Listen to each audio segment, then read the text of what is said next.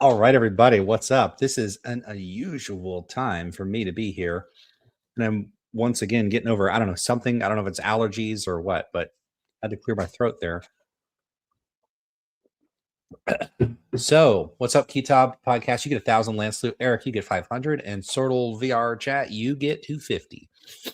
So, we're going to continue. I'm not going to bother finishing the rest of that last Andrew Wilson thing where he was talking. Who is he talking to? Who is he talking to? I'm trying to remember that conversation. Now I'm going to have to look at it. I can't remember who the heck he was talking to. Oh, right. He was on a trigonometry podcast. Right. So this is a discussion that he had recently, and we're going to go over this as well. After I reviewed that, someone sent me this one, or maybe they sent me before, and I just didn't check it out. So let's have a look. We got David Friedman. We've got a random video on relativism. We got a few other videos to get to at some point. I also need to produce some other content. If y'all didn't see it, let me throw it in the chat here. But my debate with David Enoch finally went live on Thursday. So it was a couple days ago. And you could check that out. I'm going to put a link in the chat if you haven't already seen it. Probably people that are going to join me on a live stream have already seen the debate. What did you all think of the debate with David Enoch? That was our second round. I'm curious what people thought. And if it's not too graphic, I could post some of the comments up on the screen.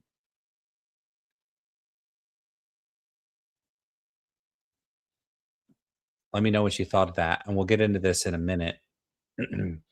If you go check that out. Oh, can I pin it here? I could just post it here. So go check out the discussion with David Enoch. It's at this link.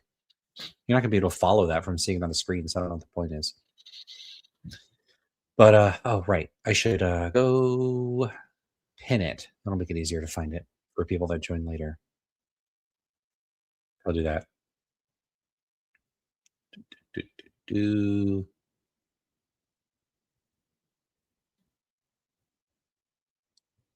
All right. It is pinned. So go give that video. It's on Miles Donahue's channel. Go give that video a like. You could see that I'm rather prolific in the comments as well. There's almost 600 comments on that video. So hopefully that activity gave it a lot of attention and it could help that channel grow. So let's see what people had to say. Whoop. Skull Taylor says, David really disappointed me, to be honest. I thought you were really good, though. Sure, but to be fair, people commenting on my channel are going to be biased. So maybe you're biased in favor of me. Or maybe not. Maybe you're a very unbiased judge and you're completely right. I don't know. Eric says debate was really good. You made your arguments well. Yeah, see, I come here for the flattery. Flatter, flatter, flatter. I'm like a lord on my throne. Tell me how great I did. Eric says only lost you bit on the last psychological point about why people are realists. I don't know. It was a long time ago. It was recorded a month ago, so I don't remember. Skeptic Philosophy says, I didn't see it, but I will. Yeah, it's pinned now, so go check it out. Goblin Lord just has some kind of, is that a cat? I don't know what's going on there. All right, so let's have a look at this video. I was ambivalent about what video to review. If y'all got video recommendations, do post them in the comments. So let's have a look at this one. I think this looks like people talking on TikTok. Is that what this is? Anyway, let's get into it. Can you agree with me that it's a stance-dependent claim? Rights are just stance-dependent. I certainly agree they're stance-dependent, yeah. Yeah, so you just believe in them because you just think they're good, right? What? That doesn't follow. Yes, it does follow. That because follows? he said that he believes that there is good and that rights correspond with what that good is. So it does follow. That doesn't explain how it follows. Like if he says that rights are stance because he's basing rights on the good. That's how it follows. So that doesn't follow either. Because even if he says that the good, okay, I don't want to press you on the inference that makes it follow. But when you say it's based on the good, like his conception of the good is. I don't think there's a video to see. Someone says I can't see the video. You know, I have a little shrunk in here. It's just a recording. I don't think there is a video to see. Like it's just whatever was on the TikTok screen. I don't think there's people's faces. Not like arbitrary, so it's not as if it's just like made up. It by his own admission, it's arbitrary. What's the? I never said that. He doesn't. I never said. Yeah. So this use of the term arbitrary people will often say that if something is stance dependent, it's arbitrary. It's not always clear what they mean by that. So take your food preferences, they're stance dependent. Does that mean your choice of what to eat at a restaurant is arbitrary? If a person offers you a choice between a delicious sandwich and a bucket of garbage, is your decision to eat the sandwich arbitrary? This is a strange use of the term arbitrary, to think that if something is stance dependent, it's arbitrary. I mean, there's probably someone who could squint or strain and insist that it's arbitrary to act on your own values or preferences. It's a strange way to use the term arbitrary to me. But even if you do, it's not the kind of arbitrariness that should trouble anybody. It shouldn't trouble the anti-realist. Like someone could say, oh, it's arbitrary in some specified sense. Okay. And, if they then want to leverage that to make similar, like, oh, then you have no reason to act on your preferences over some other person's preferences. What do you mean by reason? Because if I cash out a sense of reason where reasons are just reducible to facts about what's consistent with my preferences, then of course I have a reason to act on my preferences. That's just what it would just be a tautology. If someone wants to say that's circular, the issue here isn't that I'm making some kind of argument. I'm just describing what I'm doing. So I have preferences and then I act on them. There's not an argument. I'm just telling you what I'm doing. If someone wants to say that's arbitrary, okay, that's nice. I'm still going to act on my preferences. So if there's some sort of objection here, what would the objection be? So this charge of arbitrariness is a pretty hollow one. It's usually rhetorical and doesn't really have a lot of force. Hey, what's up, Leftist Blondie? Hey, did you hear back? You were going to look into seeing about, I don't know, like people keep telling me, I don't know, it was you or other people in the comments, a bunch of people were telling me, you got to talk to Destiny, you got to talk to Andrew Wilson. What's been the development with, maybe we shouldn't be talking about this here. You could DM me or something. But if it's something we could discuss publicly, I don't care. I don't think it's like a secret. But I'm happy to talk to either of them. And if you have any updates on whether they're planning a debate or like that would be great. It's just I would be quite frustrated to see a debate between Destiny and Andrew Wilson, where Wilson is throwing around the stance dependent terminology, which I think I've heard that it's like that term has gotten to him indirectly from me. Like I don't feel like we didn't interact, but where he acquired the terminology from me. But I use the terminology a lot. People around me have adopted a lot. And I think that may have trickled up towards Wilson. I don't know where exactly heard that. And then as far as Destiny, as far as I know, Destiny, I think you told me he said he was an emotivist in the past, and he might still be an anti-realist. It frustrates me when proponents of anti-realism go into debates about metaethics and they don't seem as well prepared as I think that they could be. So, I'd be happy to discuss, but I just want people to have an accurate understanding of anti-realism and metaethics more generally when they engage in these debates, regardless of what I think about the rest of their views. My goal here is just the metaethics side of things. All right. So, some more comments on the debate. Yeah, Robert Isaac says, you're not calling you colorblind, insinuating that you simply have a deficiency rather than recognize the possibility of a genuine philosophical disagreement. That was wild to me. Yeah, well, I thought I had a good rejoinder, which is, and some people hallucinate. So this cuts both ways. When they say something like, oh, if you don't have my intuitions, if you don't have the realist intuitions, they give this analogy like it's like you're colorblind, you're unable to detect the truths that I can detect. Make a case for that. In the case of colorblind people, we can actually identify the physiological cause. We could find the underlying genetics. We could find family history. We could do empirical tests to show that a person's colorblind.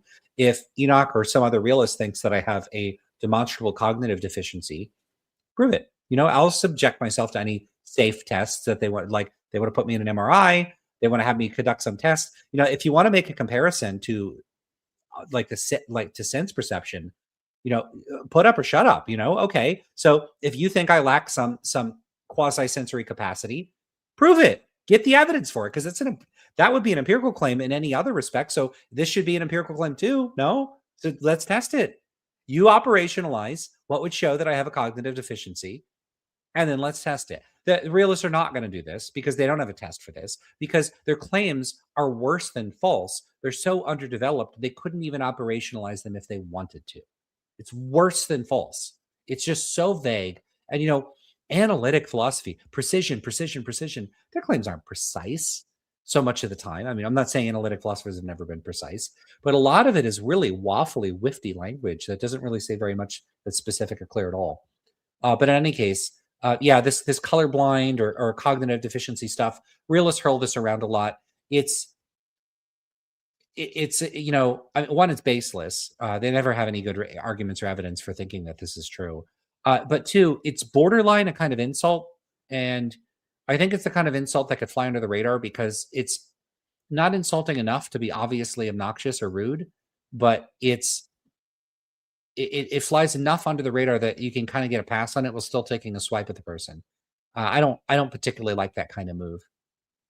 But it's not necessarily that it's wrong. It's just that if you're going to go around making the move, back it up. You know, it's just baseless speculation.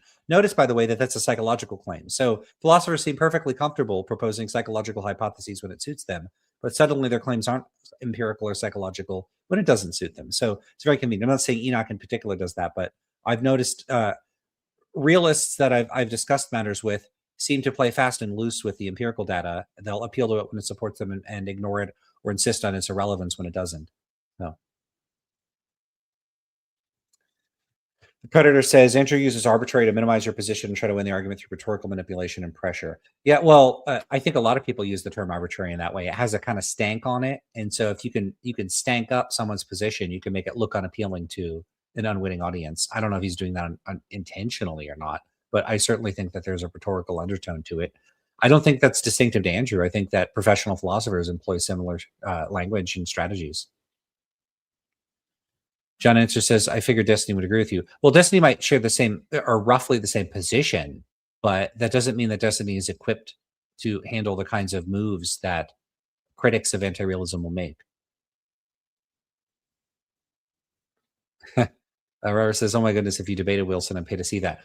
I'm not that interested in debate. I mean, I'll do a debate. I just did a debate with Enoch. So I'm perfectly happy to do debates, but you know, I'd rather have a discussion. But yeah, debate, discussion, whatever it might be, I'm happy to do it.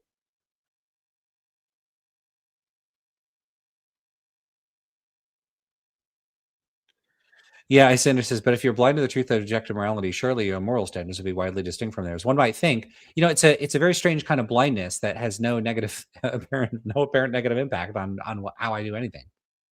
So maybe this capacity to see the moral truths is kind of irrelevant.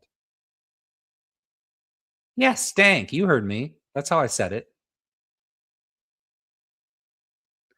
Speaking of that, Captain Lurk, you say a psychopath would have a completely different notion of morality. Check out one of my recent interviews. Let me see what it's titled.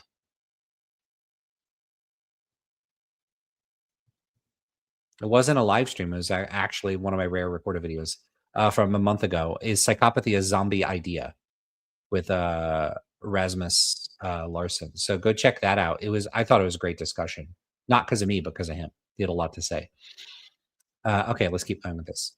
So yeah, not real happy with this use of the term arbitrary. Didn't say that. What's the system for what the good is?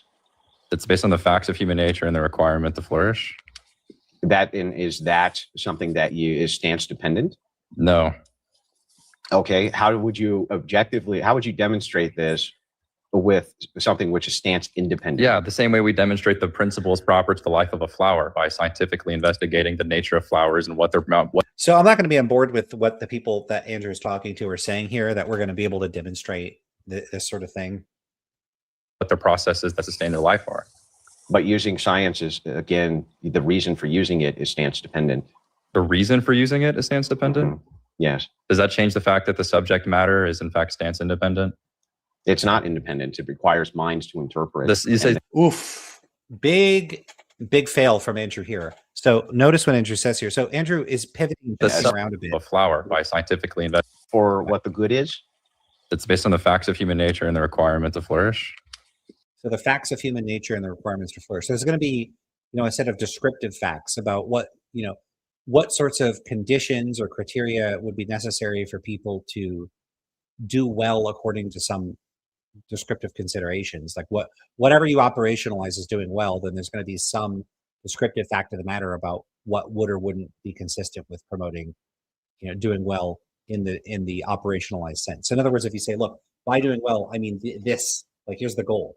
Okay, once you set a goal, then there are going to be stance independent facts about what would or wouldn't promote the goal. And so what they're totally right about is to say that there are both stance dependent considerations here and stance independent considerations with respect to the position that they're defending. So on sort of metaethical grounds, I don't think that they have, at least not yet, made any big errors or anything like that.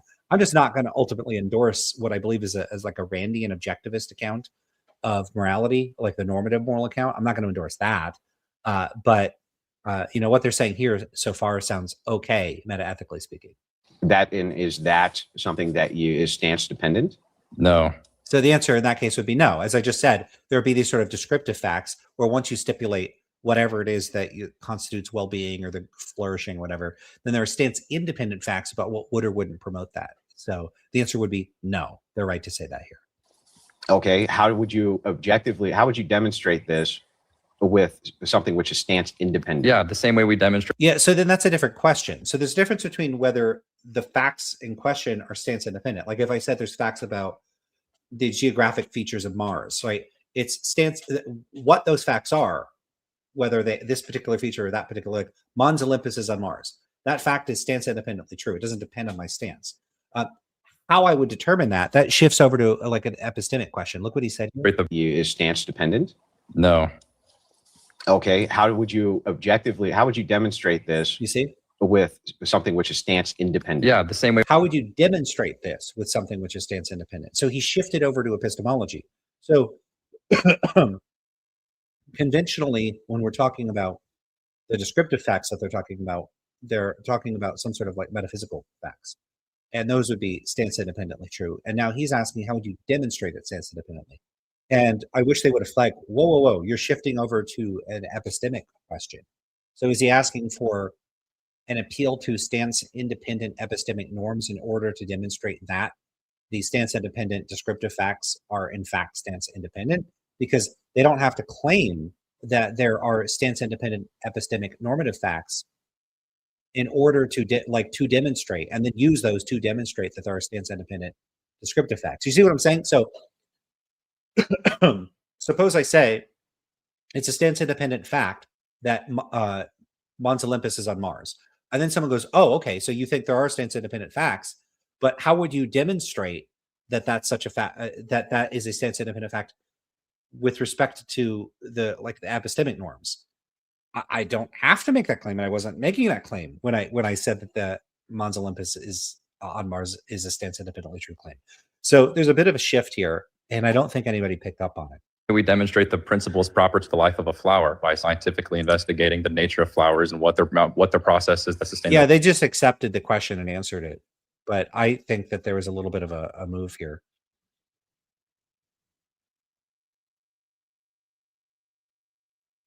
Oh, we got a super chat from Hard Work. Thank you very much. I really appreciate this. Would you consider writing a book aimed at engaging in apologetic moral arguments, the rhetoric and tactics? I might. 1 second.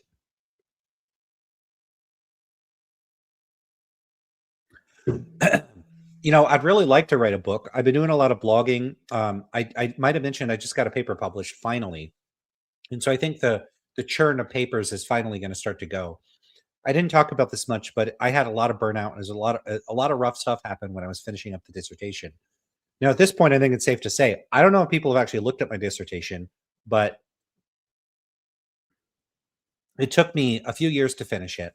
And while the main dissertation that I turned in was a couple hundred pages, I have another 1,000 pages of extra supplementary research and materials. So what I ended up doing is doing a comprehensive critique of all the major paradigms in the field of experimental metaethics. I have a bunch of additional qualitative research that I report in there, including a bunch of thematic analyses of the qualitative data I collected. It's just this insanely long thing that took me a very long time to write. I poured a lot of effort into producing this Titanic volume, and I was very worn out after that. And then a lot of things happened. I don't talk about this a lot on here, but there's a few things I could mention. So, in fact, I'll tell the story again real quickly. Man, my throat is just not. I hate when this happens. I go on a stream and I can't freaking talk.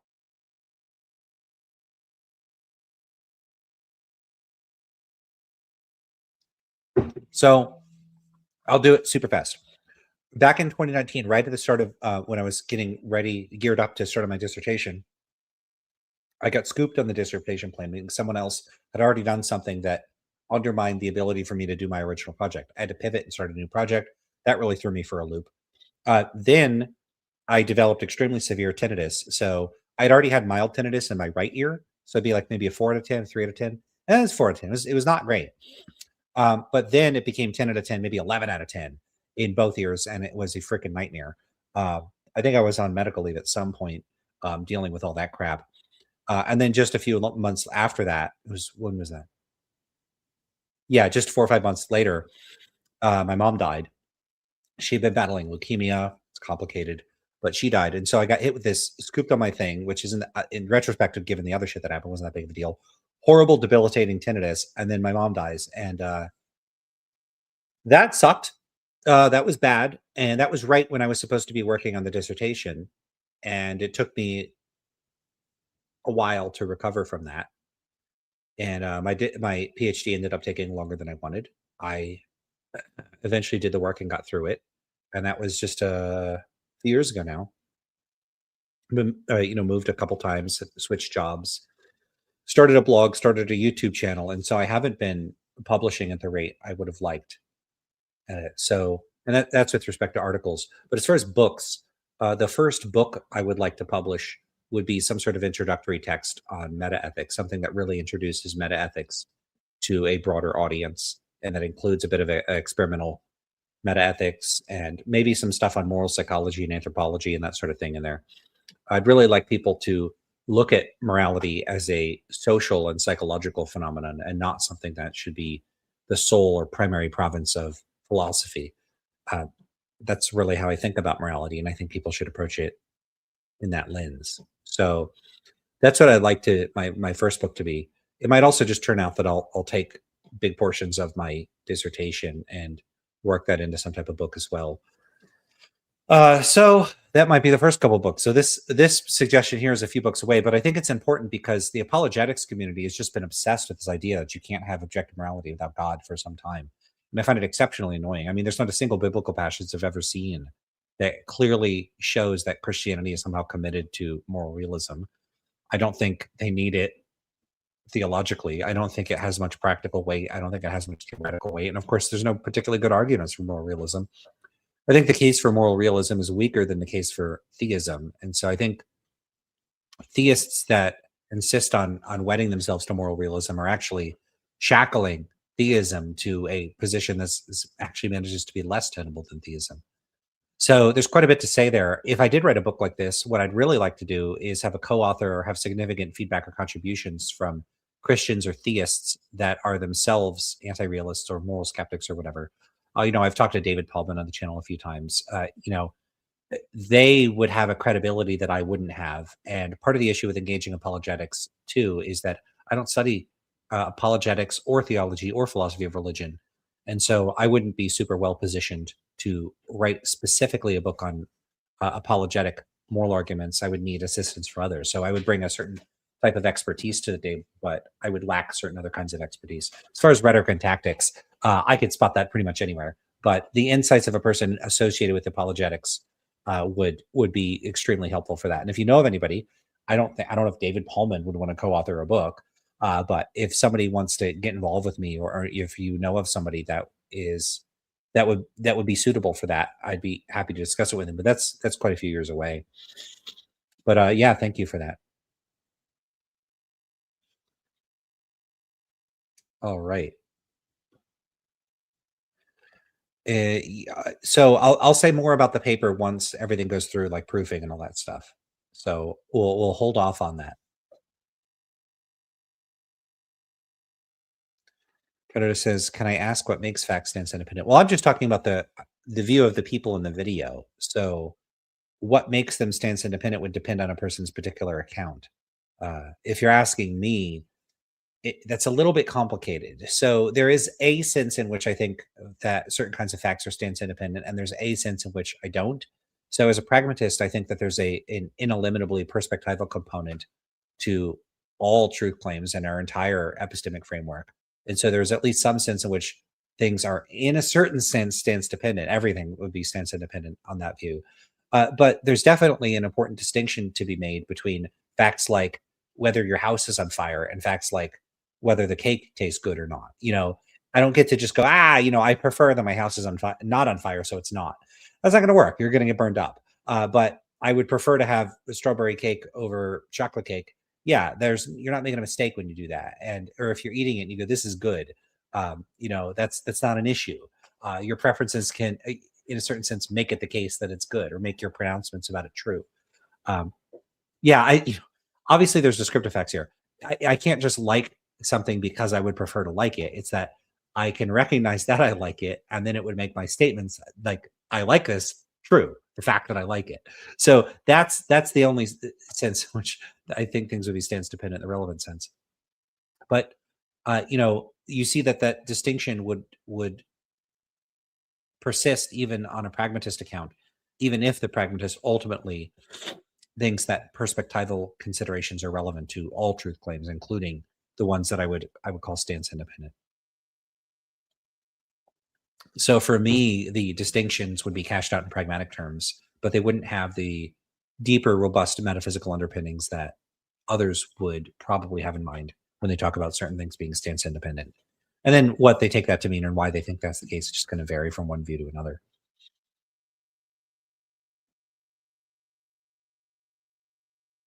All right.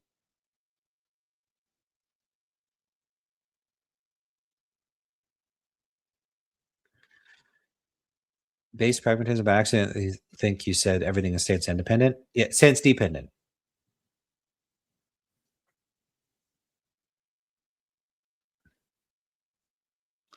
All right, let's keep going with the video. LIFAR. But using science is, again, the reason for using it is stance dependent. The reason? That's weird. The reason for using it is stance dependent. It seems like he's shifting again. So what goals one might have for using science could be stance dependent. In other words, like whether I prefer to use science or what my goals are, those are going to reflect my stances. Obviously, that's just what they'd be constituted by my stances. So like the reason why I might use science is because I want to figure out what's true. And so we're talking about some goal or some desire that I have. That's going to be stance dependent. But whether or not once I'm using science, the facts about which I'm trying to figure out the truth, those are not going to be stance dependent. So pointing to the fact that people have a goal of discovering what's true, and that the goal is a stance, doesn't mean that the things about which they're discovering are themselves stances or are stance dependent in the relevant sense. What the sense that would be relevant to the realism anti-realism divide. For using it as stance dependent? Yes. Does that change the fact that the subject matter is in fact stance independent? It's not independent. It requires minds to interpret. This is where Andrew makes a big mistake. So let's talk about this. And once again, I'm having an issue speaking.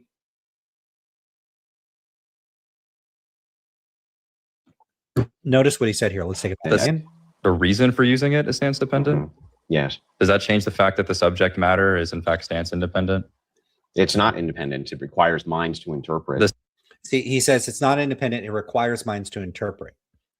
That's irrelevant, Andrew. The fact that something requires minds to interpret, all facts about, like any propositional claim that a person makes, like if someone says God exists or 2 + 2 = 4, every one of those claims requires a mind to interpret. Does that mean they're all stance dependent? Every single claim is stance dependent. They all require minds. No. That sense of stance dependent, you could use the term that way, but it's referring to an entirely orthogonal distinction to the distinction relevant to the moral realism, anti-realism dispute. The moral anti-realism dispute, like the dispute between realism and anti-realism, is a dispute about what it is that makes a claim true. Is it stances or is it something other than stances? That's what the dispute is about. It's not a dispute about what sort of ontological requirements are necessary in order to express the view. So, in other words, it may require a mind to state or to make a claim. So, in a certain sense, all claims require minds. Their truth depends on minds, insofar as one couldn't. In fact, that's actually weird and kind of misleading when I say it. The truth doesn't really depend on minds, but the ability to assert the truth or the ability to make the claim, that depends on minds. So what? That's irrelevant. And certain sorts of psychological facts. And this is a point that John Searle makes. Facts like I'm sad right now, or I'm speaking to you right now and telling you what I think. I couldn't tell you what I think without a mind, because thoughts require minds. And so it's mind or stance dependent, the fact that I'm expressing my thoughts. Like my ability to do so requires that I have stances, that requires that I have thoughts. So what? Yeah, so that's a type of ontological dependence. So Searle draws this distinction in some old book, I can't ever remember the title, between ontological and epistemological objectivity and subjectivity. And so that distinction roughly tracks these two senses of stance dependent, stance independent. So the first, the ontological one, is certain sorts of facts require, ontologically speaking, a mind in order to exist. Facts like Bob is sleeping. Bob can't be sleeping unless he has a mind, like a mind sleep. Inanimate objects can't sleep. Or Bob is happy or Bob is sad. In order for Bob to be happy or sad or thinking or whatever, requires him to have a mind, because those are properties of minds. So in an ontological sense, those psychological states require minds, whereas tables and rocks, chairs don't require minds. So you could say this rock is tumbling down the hill, or this mountain is actually a volcano and it's erupting. None of that requires minds in order for those fact claims to be true. So certain sorts of claims require minds, ontologically speaking, and some don't. That's a separate question from whether a propositional claim is made true by a stance or not. And that's the distinction that's relevant to realism and anti-realism. So Andrew's claim here involves a conflation between different senses of mind or stance dependence. He's conflating the ontological one with the epistemological one. I used to complain in my Discord server, I said, I don't think Searle's distinction is very important, because I don't think people actually typically mix these two up very often. But more and more I've found that people do mix them up, and Andrew is mixing them up here, and that's unfortunate. You say the stance is built via the subject. Science requires a mind. Does science even exist without minds? Yeah, but do you understand how what you just said?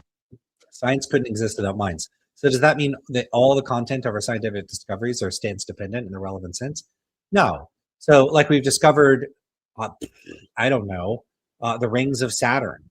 Is the fact that Saturn has rings, would it be false that's like, okay, if I prefer Saturn has no rings, does it therefore have no rings? Like whether it has rings or not depends on our attitudes about it?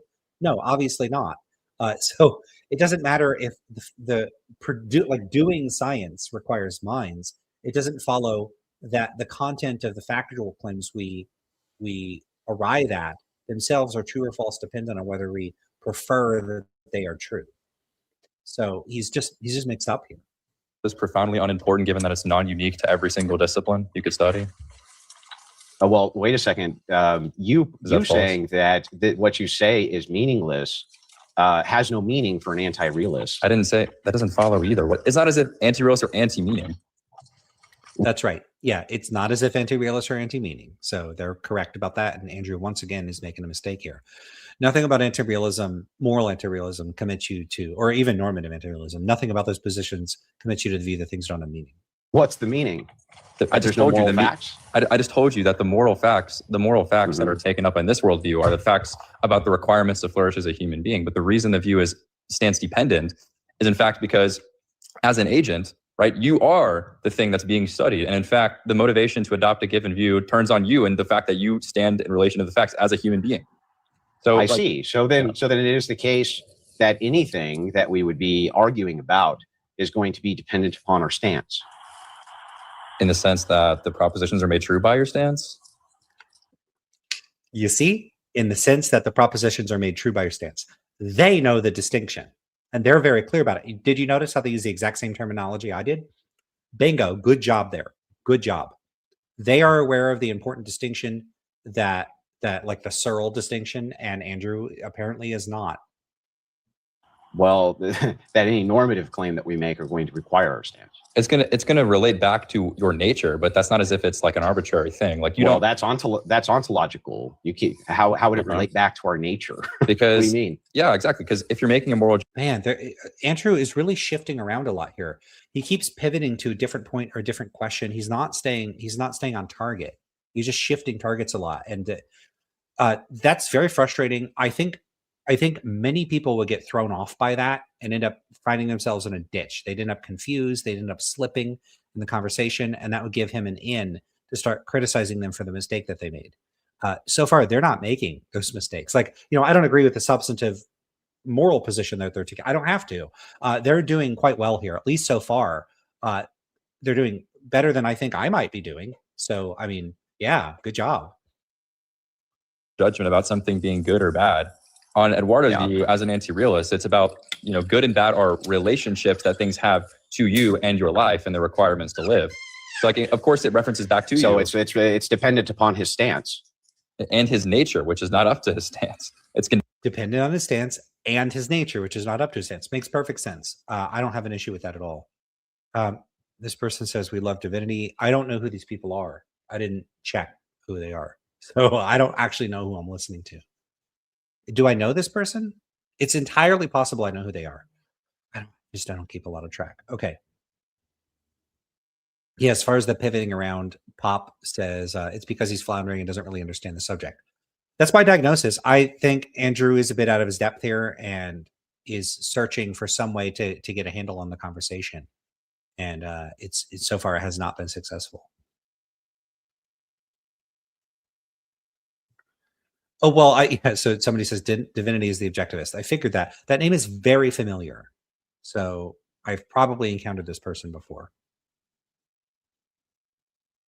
Someone's bringing up the stuff from before. Is psychopathy zombie idea? Yeah, that was the video from before that I did about a month ago. So yeah, go check that out. As far as what a zombie idea is, go watch the video because he'll talk about that. Well, yeah, can you demonstrate Eduardo's nature? Yeah, he's a human being. What is his nature? He's a human being. Oh, okay. That doesn't tell me anything. I'm a human being as well. Yeah, exactly. You have this. Yeah, you have a. Oh, yes, you're also a human being. I don't know what Andrew's doing here. He's shifting to yet another target. There's just he's targeting all over the place. He's not staying focused on anything for more than 10 seconds. Similarity of the more. It really looks like he's hunting for a problem, which I find unfortunate. If you're having a discussion with people and you think there's an issue with their view and you say something and they go, no, that's not an issue. Here's why. You go, oh, well, then this is an issue. And you go, no, that's also not an issue. They go, what about this then? What about this? No, not this. What about that? Why is he doing this? Like, he's just like, he's like a heat-seeking missile that's just trying to find an in so that he can say, there, I got you. Like, it's just that I don't think that that's a productive way to have conversations with people, to just aggressively seek out a problem. And in a way, and he's not seeking one out in any sort of principled or targeted way. It just looks like he's groping for a problem. It's like, if I blindfold myself and I just randomly punch and hope I hit you. That seems to be conversationally, dialectically, what Andrew is doing. Blindfold punching, hoping he hits something. And so far, it's just been block, block, block, block, block, block, block. And you can kind of see he's just still flailing. I'm not normally this critical of people in conversation, but this really does appear to be what he's doing here. All right, let's keep going.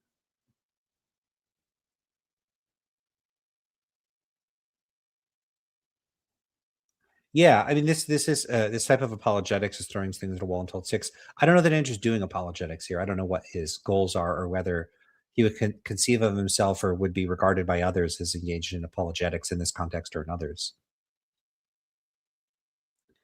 Andrew says, I don't think Wilson is floundering per se. I think he's hunting for a gotcha. I think those are consistent.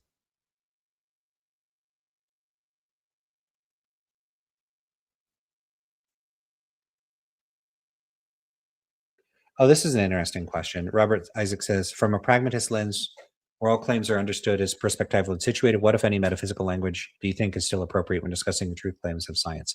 It's going to be a very context-based question, but I would think a lot of conventional metaphysical language would be totally fine. I don't have a problem with a lot of metaphysical language. I have a problem with the presuppositions and theories of contemporary analytic philosophers that often lurk behind the language, or that they want to impose on the language. So, pragmatists are rather limber with what kind of language we can employ. The question is whether we're stuck with any of the unnecessary and Baroque metaphysics of your sort of mainstream rationalist analytic philosopher.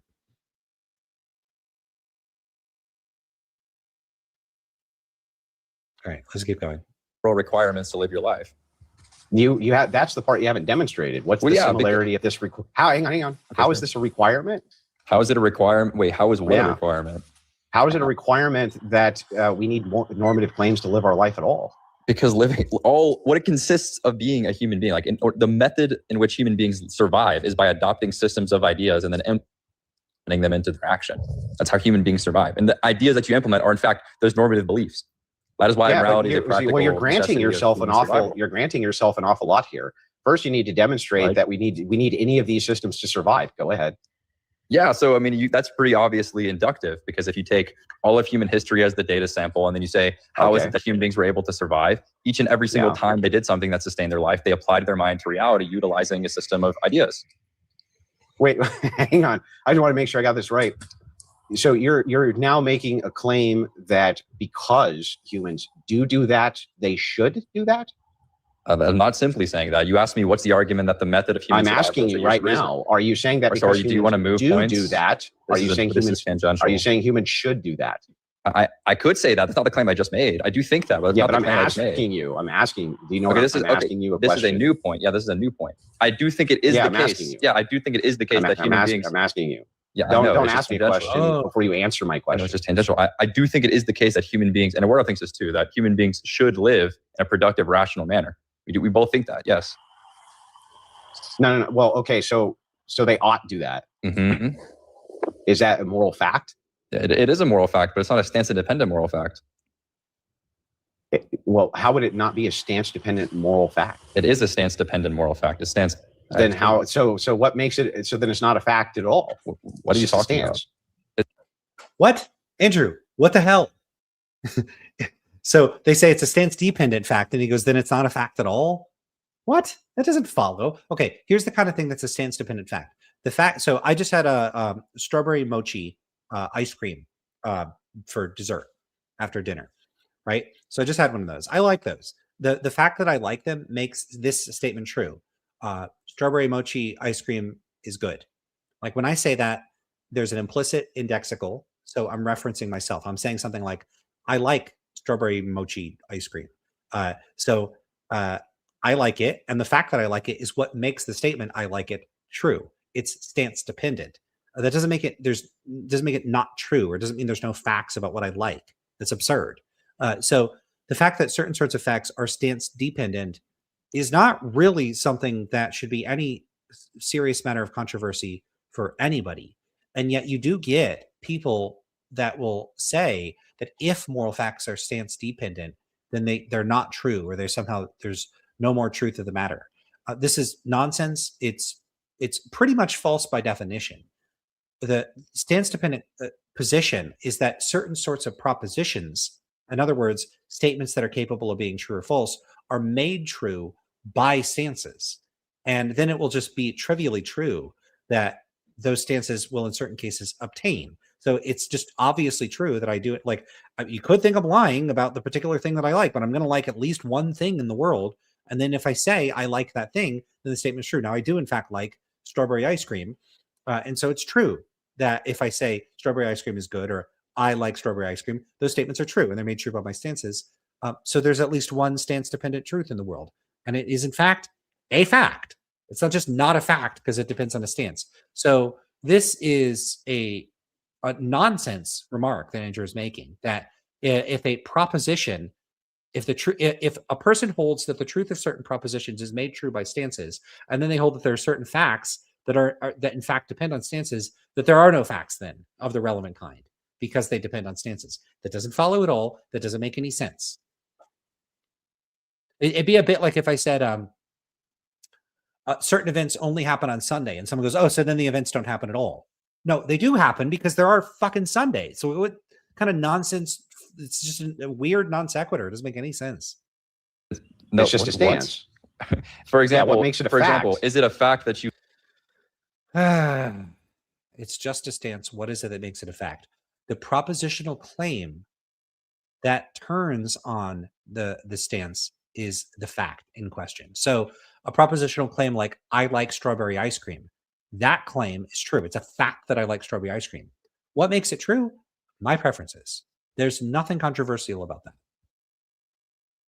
You like? Is it a fact? There shouldn't be. If someone's questioning this, then I think they have a very weird view of the world, or they're very confused. This is one of the two. So what makes it? So then it's not a fact at all. What are you talking about? It's just a stance. For example, what makes it a for fact? example, is it a fact that you like? Is it a fact that you married to your wife? Well, it's a fact from the stances of our society. But it's a fact. Well, I don't know if you're married to your wife or not, but the fact is, like, if the subject matter. There is something a little funny about saying, I don't know if you're married to your wife, on the assumption that she's his wife, then they would have to be married because that's what it means to be a wife. But okay. Of the proposition is a relationship you have to something. The fact is both stance dependent and is a fact. Well, this makes no sense. Could you, if it was your stance that you were married to my wife and not me, right? Would that also be a fact? No, because the relevant stance isn't present there. Yeah. So the certain things being stance dependent doesn't necessarily mean that as long as one has a preference, then they're true. There's different ways in which things can depend on stances. A thing can be true in virtue of some preference that could shift. So it could be, facts like I want to go see this movie, and then someone says, no, that movie's bad, you see another one. I go, oh, okay, then I'll go see that other one. So now my stance changed. So which movie I think it's best to see? It's best to see movie A. Someone goes, no, movie A is bad, you see movie B. I go, okay, change my mind then. It's best to see movie B. In that case, which movie I think it's best to see, I could just change. I could go, actually, I don't want to see either. Movie C is even better. Now that's the best movie to see. But certain other sorts of facts are the result of some sort of constructivist procedure or process or something that requires a certain type of social agreement. So for instance, let's say a person names a boat, right? They take the champagne bottle or whatever they do and they smash it on the side of the boat. They say, I name this boat the HMS Lance Independent, right? So once they name that boat, now the boat is given a name. Facts about what that boat's name is do depend on that person's stance. Like they get to decide what the boat is named. But once they do that, like some other person is a random person, they don't get to change the name of the boat. They can't just point at the boat and say, I hereby declare that the boat has some other name. That's not how naming works, right? Or, which names children get depends on the stances of their parents, so their preferences about what name they decide. That doesn't mean anybody can just arbitrarily change their name. They could get a nickname, but their name can't just change in the relevant sense. Or money, which sorts of things count as money? That's decided collectively. It's not decided by particular individuals. I can't just decide that a $5 bill is worth $10. But the fact that a $5 bill is worth $5 does depend collectively on the stances of the people involved in the exchange of that currency. So stance dependence can be quite complicated. It doesn't require any specific procedure. So there might be a certain socially constructive sense in which Andrew Wilson is married to his wife, and that depends on certain sorts of stances, agreements, and that sort of thing. That doesn't mean that arbitrarily anybody can just prefer to be married to his wife, and then they are also truly married to her as well. That's not how that works. So I think Andrew has a impoverished conception of what stance dependence would entail and what would or wouldn't be consistent with it. What would make, so what's the, wait, I'm sorry, the relevant what isn't present? The relevant stance isn't present? Like you have the relevant stance. If it was the case that you thought you were married to my wife, that is the relevant stance. No, it's yours. The stance of my belief of the matter is not the relevant stance that would make the proposition I am married to your wife true. The relevant stance that would make that true is the position of me being married to your wife. What would make that true, though, other than it was your stance, it was true? The fact of the matter would make it true. What do you mean? There's no... Their particular example here was not the best one to use. Well, the fact of the matter is just your stance that it's a fact. Well, stances are, relationships exist in the world. That's why they can make propositions true, and that's why they're facts.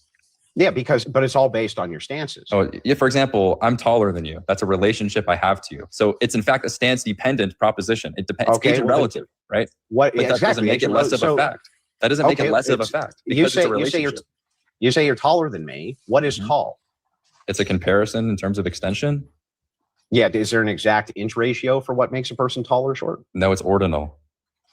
So it's based on stance. Tallness is a comparison based on size. It's an ordinal measurement. Tallness is not.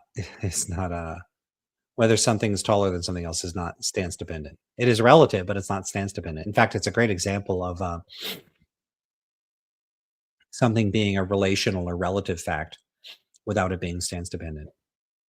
You're asking what's the particular quantification? Yeah, but if you say a person over there is tall, you're not making a comparison necessarily. You would be tall relative to some standard, whether it's specified or not. You don't have to say somebody's taller than somebody else, but if you say someone's tall, there's still an implicit standard that you're relativizing their tallness to.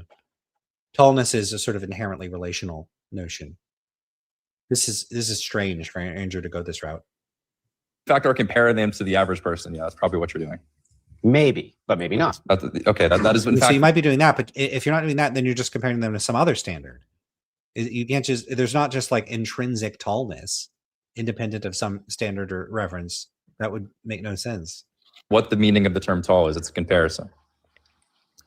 Could be, but maybe not. What can you give me a use of the term tall that's not a comparison? Yeah, you're It's a good question. saying that you think I think that that this is tall. That's it. That what do you don't What are you necessarily- expressing it's not, when you say it does not What's especially amusing about this is that I actually use the notion of tallness impliciter in one of my recent blog posts as an unintelligible concept, and one that's sort of a clearly or demonstrably unintelligible. So Andrew now seems to be unironically defending the notion of tall simpliciter when that's what I would have taken to be a very clear case of a nonsense notion, like something that's literally nonsensical. And he seems to be sincerely defending it. There is a fairly deep confusion here. That's very strange that he's going this route. necessitate. It does not necessitate comparison. What would you be expressing if you said it was tall if it wasn't a comparison? Whatever it is that your stance is trying to express. Okay, I think you've successfully derailed the conversation and you saying that you think that sometimes people use the term tall in a non-comparative way. But like with I 100% agree with that. Yeah, I do think he's derailed the conversation. Using it in a non-comparative way sounds nonsensical to me. I don't know what he could possibly mean by that. And I don't think he knows what he means by that, because I don't think it means anything. Oof, that's rough. That's rough.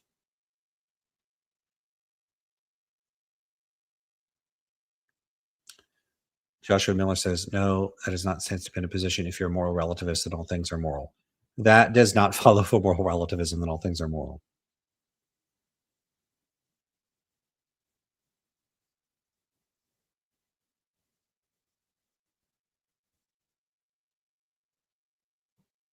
Looking through the chat right now.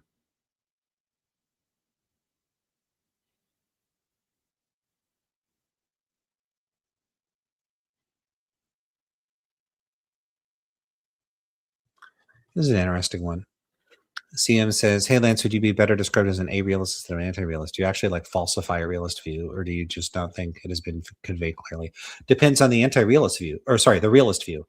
I actually accept some realist views as true. So depending on what you mean by realism, then I'm a realist. So I'm a realist, an anti-realist, I'm a neither, depending on precisely what we're talking about. So for instance, if someone says, look, by moral realism, I'm just stipulating that I'm an analytic naturalist, and that when I talk about moral facts, what I mean are descriptive facts about what increases or decreases well-being.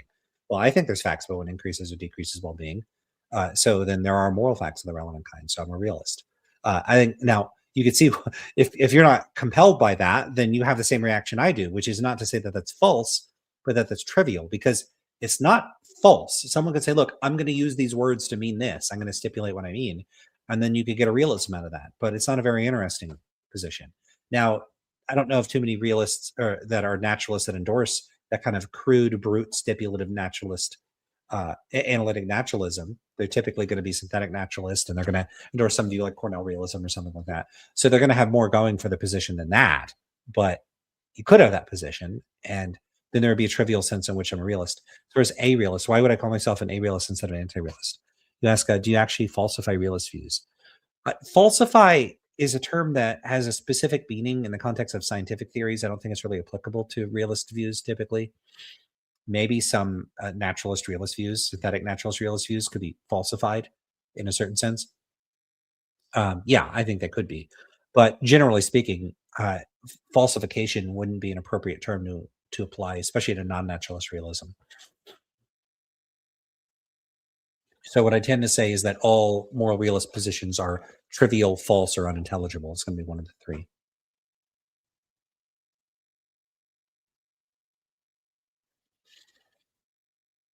All right.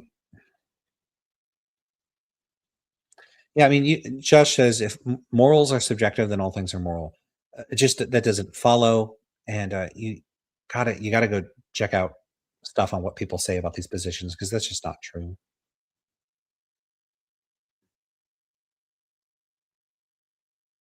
I'm not really going to engage with just assertions like that there's no argument or anything accompanying it. Yeah, I mean, look at this. This is, thank you, Ragnarocker says, if beauty is subjective, then all things are beautiful. See how dumb that sounds? Yeah, I mean, we don't have to say see how dumb that sounds, but that would be a pretty good reductio.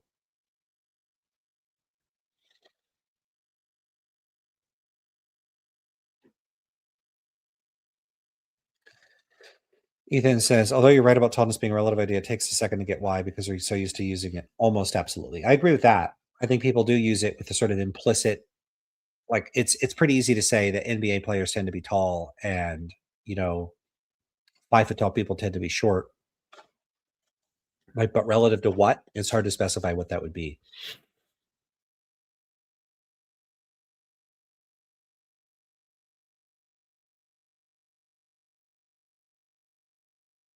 All right, let's keep going. With respect to the point about ethics and stance dependence and stance independence, Eduardo's point is that there are facts of the matter about your life and the requirements to live as a human being that what makes something a fact? What makes something a fact? Mm-hmm. Facts aren't made facts; they just are facts. Well, that doesn't answer the question. Well, yeah, because the question presupposes they are because they are as a tautology. Can you tell me? Oh, no worries, Ragnarok. I don't think that was particularly uncivil. I mean, it may be a little bit in that direction, but I'm a little bit in that direction at times. But if somebody's new here, I don't think we should be super aggro on them, and I don't think I should be either. Anyway, what makes a fact? Facts aren't made facts; they just are facts. Well, certain facts might be made facts. I don't know if I agree with them about that. Well, that doesn't answer the question. Well, yeah, because the question. Yeah, the question is presupposing something, and I think that's what they're going to say. They are because they are as a tautology. Can you tell me what makes a fact? You're presupposing that it's an explainable phenomena. Like the fact that facts are facts is not in fact. Then why are you telling me? So what you're telling me right now is that there are facts, but you can't tell me what they are or what that is. I just told you what the facts are. No. Your question was specifically. I asked what is a fact. What is a fact? Oh no, that's not what you asked. A fact is an aspect of reality. Okay, and what makes that a fact? What makes aspects of reality? No, what makes a fact requires an interpreter, right? No, why would that be required? Okay, well then what makes it a fact? What makes aspects of reality aspects of reality? Well, wait a second. Are you saying that all facts are aspects of reality? What makes chairs, Andrew? Hang on. I just want to make sure I got this right. Rights are a fact. One thing I wish they wouldn't do is the chuckling and laughing in there. And if I've done that, then I shouldn't do that either. They go like, it comes off as a little condescending, and it's not my favorite way to respond to people is to chuckle or laugh when you're talking to them. Of reality, then? Rights are facts. Yep. Okay. Can you show me how they're factual? Yeah, rights are factual because they identify the conditions required to live as a human being in a societal context. They identify aspects of reality. And what would make that a fact? What would make the fact a fact? Mm-hmm. In meeting the necessary. What would make that a fact? What would make that a fact? What would make what I just said a fact? Yeah, no. What would make a right a fact? So what would make the fact identified a fact?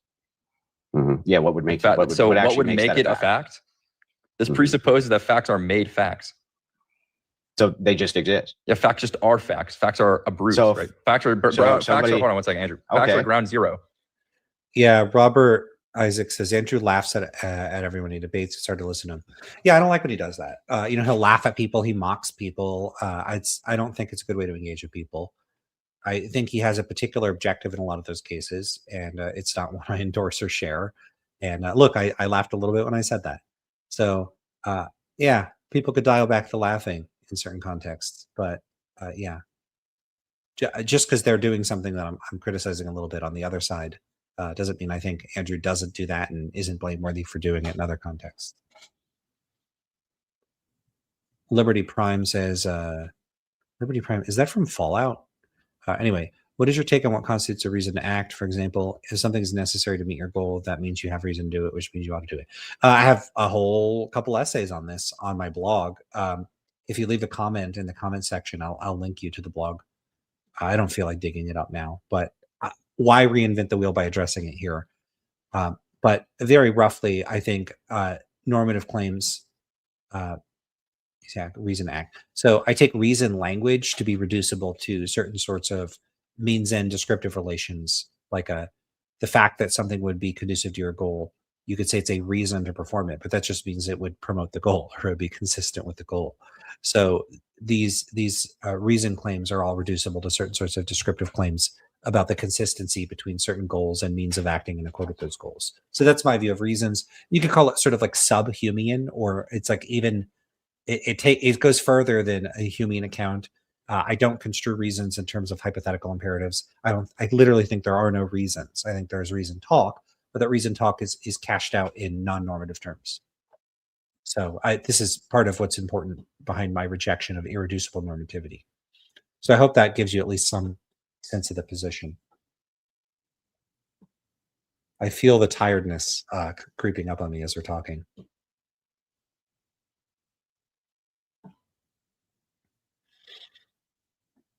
Yeah, I mean, Joshua says, sure, how could not? You guys have no clue what subjective means. So, Josh, just so you know, a lot of the people in this stream are people that listen to my channel regularly, and I've got like dozens of videos, a couple hundred, I don't know. There's a lot of videos. I don't know how many there are, where I cover what subjectivism is in excruciating and annoyingly tedious pedantic detail. So yeah, they're going to have a pretty good idea of what it means, better than most people. So I don't know if you are quite prepared for who you're up against in the comment section if you're making remarks like that. All right. Right, like facts, you don't have to be made facts. I see. So if it's the case that facts don't need to be made facts, then these are things which exist absent any minds to interpret them. Is that right? Yeah, facts are the way they are, independent of you grasping that they're facts. Yeah. I see. So then if I had a right to a slave, what would make that not factual? Well, if you assumed it was the case that you had a right to a slave, then, it would have always been the case. That's a weird thing. Look what he says here. Facts, yeah. I see. So then if I had a right to a slave... by a right to a slave, does he mean it's a fact that he has a right to a slave? Because they're just going to dispute whether or not that is in fact a fact. What would make that not factual?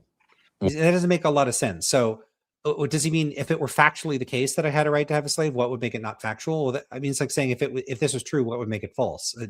Nothing would make it false because it's true. This is a bizarre question from Andrew. I don't think it makes any sense.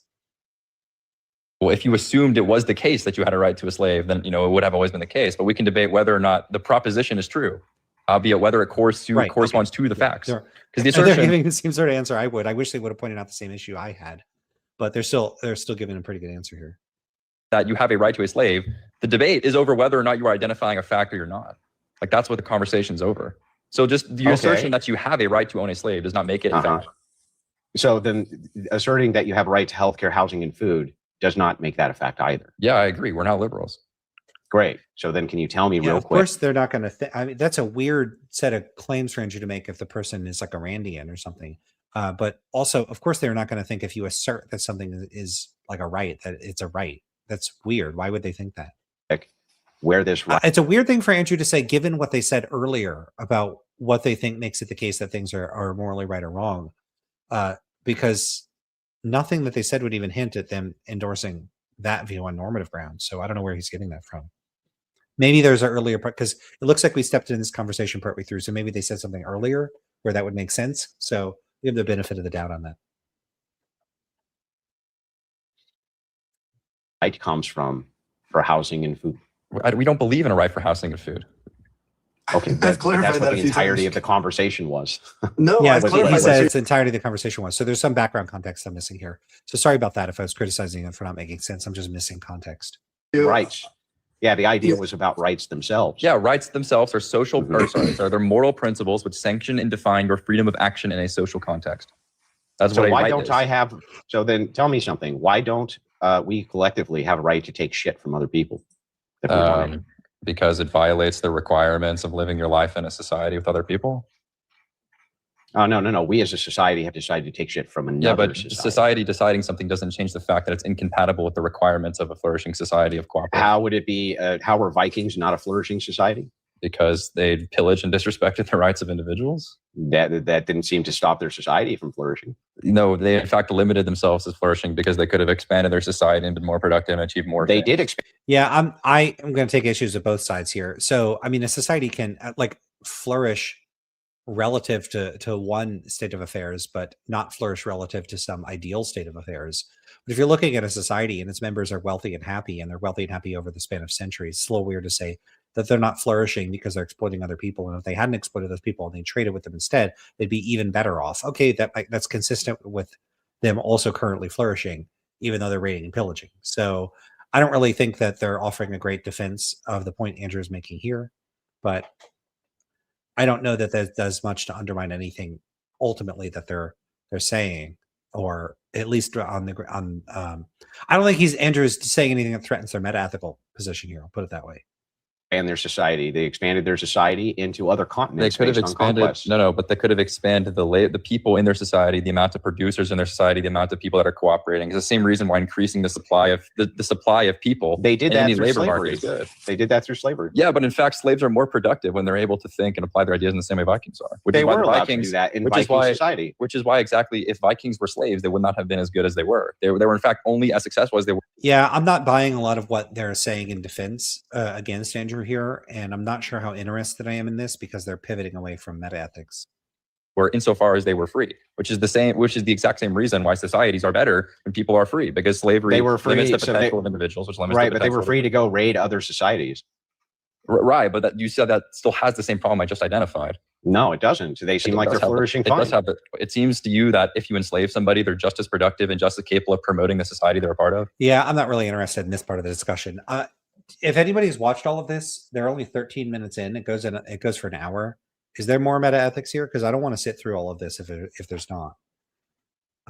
Someone in the chat who's seen this, let me know. And I think I might be done with the video for now. Maybe I do a part 2 and I address more of it. Robert Isaac says, Lance, do you think there's any relation between your metaethical view and your normative views? If there is, it's not a conscious or principled one. There might be some causal connection that's not obvious to me. So maybe, I don't know.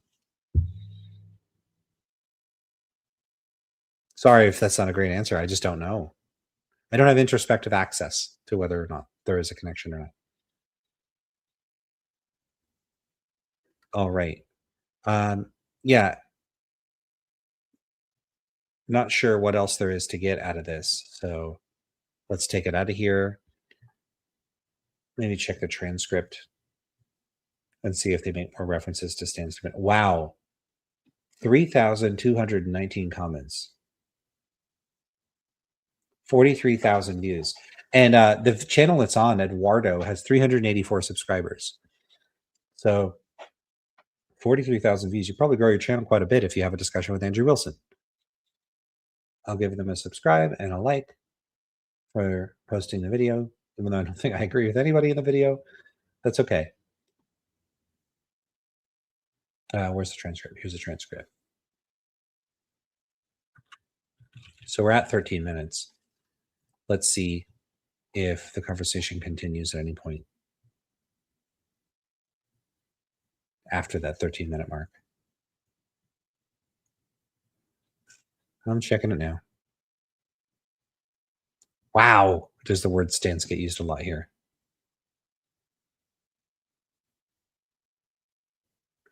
Yeah, it does come up later, but quite a bit later. It comes up at the 30-minute mark.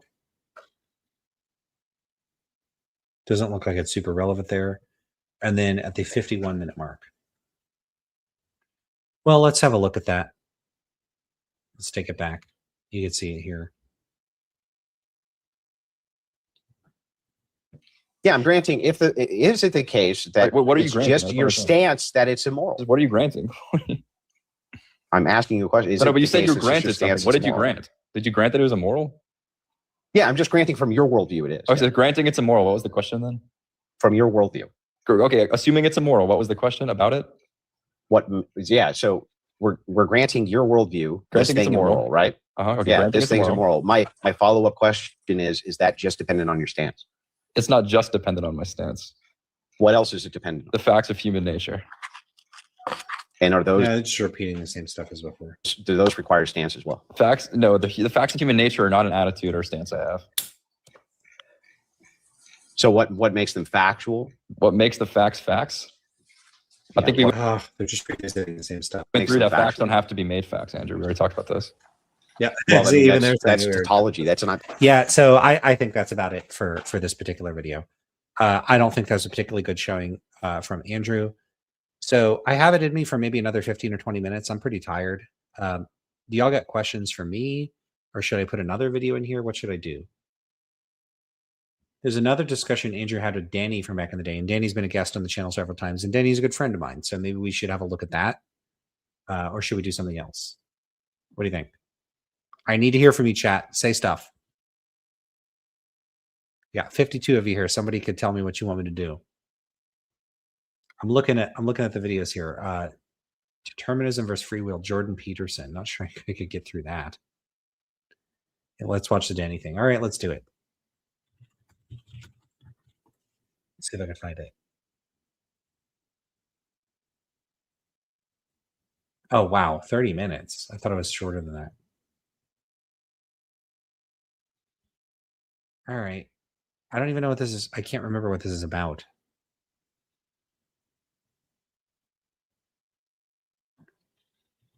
All right. I hope this is worthwhile.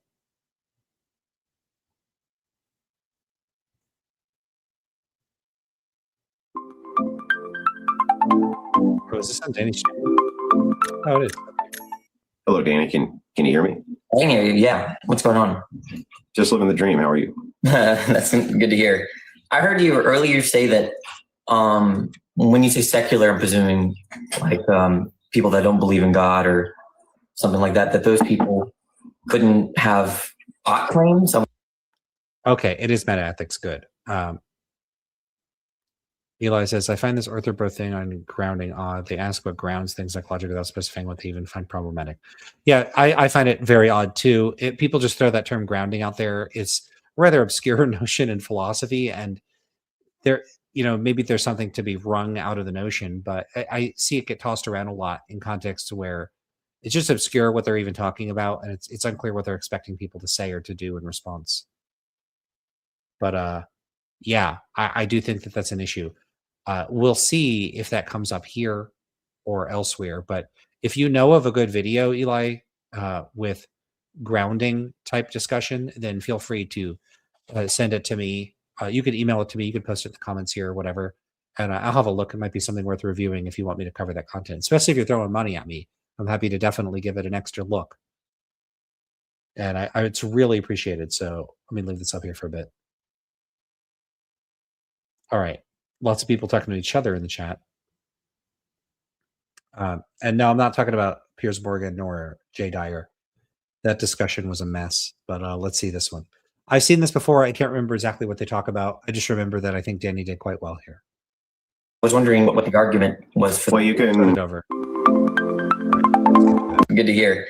I heard you earlier say that when you say secular, I'm presuming like people that don't believe in God or something like that, that those people couldn't have ought claims. I was wondering what the argument was for. Well, you can make an ought claim, but its justification foundation has no grounding. So anybody's ought claim is just as good as yours if you think that all morality is subjective. Oh, we got the grounding right away. So I got so distracted by that. I'll take it back a little bit. Secular, I'm presuming like people that don't believe in God or something like that, that those people couldn't have ought claims. I was wondering what the argument was for. Well, you can make an ought claim, but its justification foundation has no grounding. So anybody's ought claim is just as good. Justification has no grounding. I just don't know what he would have to be specific about what he means there. I'm not saying that. I'm not presuming that wouldn't be meaningful. It's not clear what he means exactly. Yours if you think that all morality is subjective. Yeah. So everybody's claims wouldn't be just as good as yours if all morality is subjective, because if you they would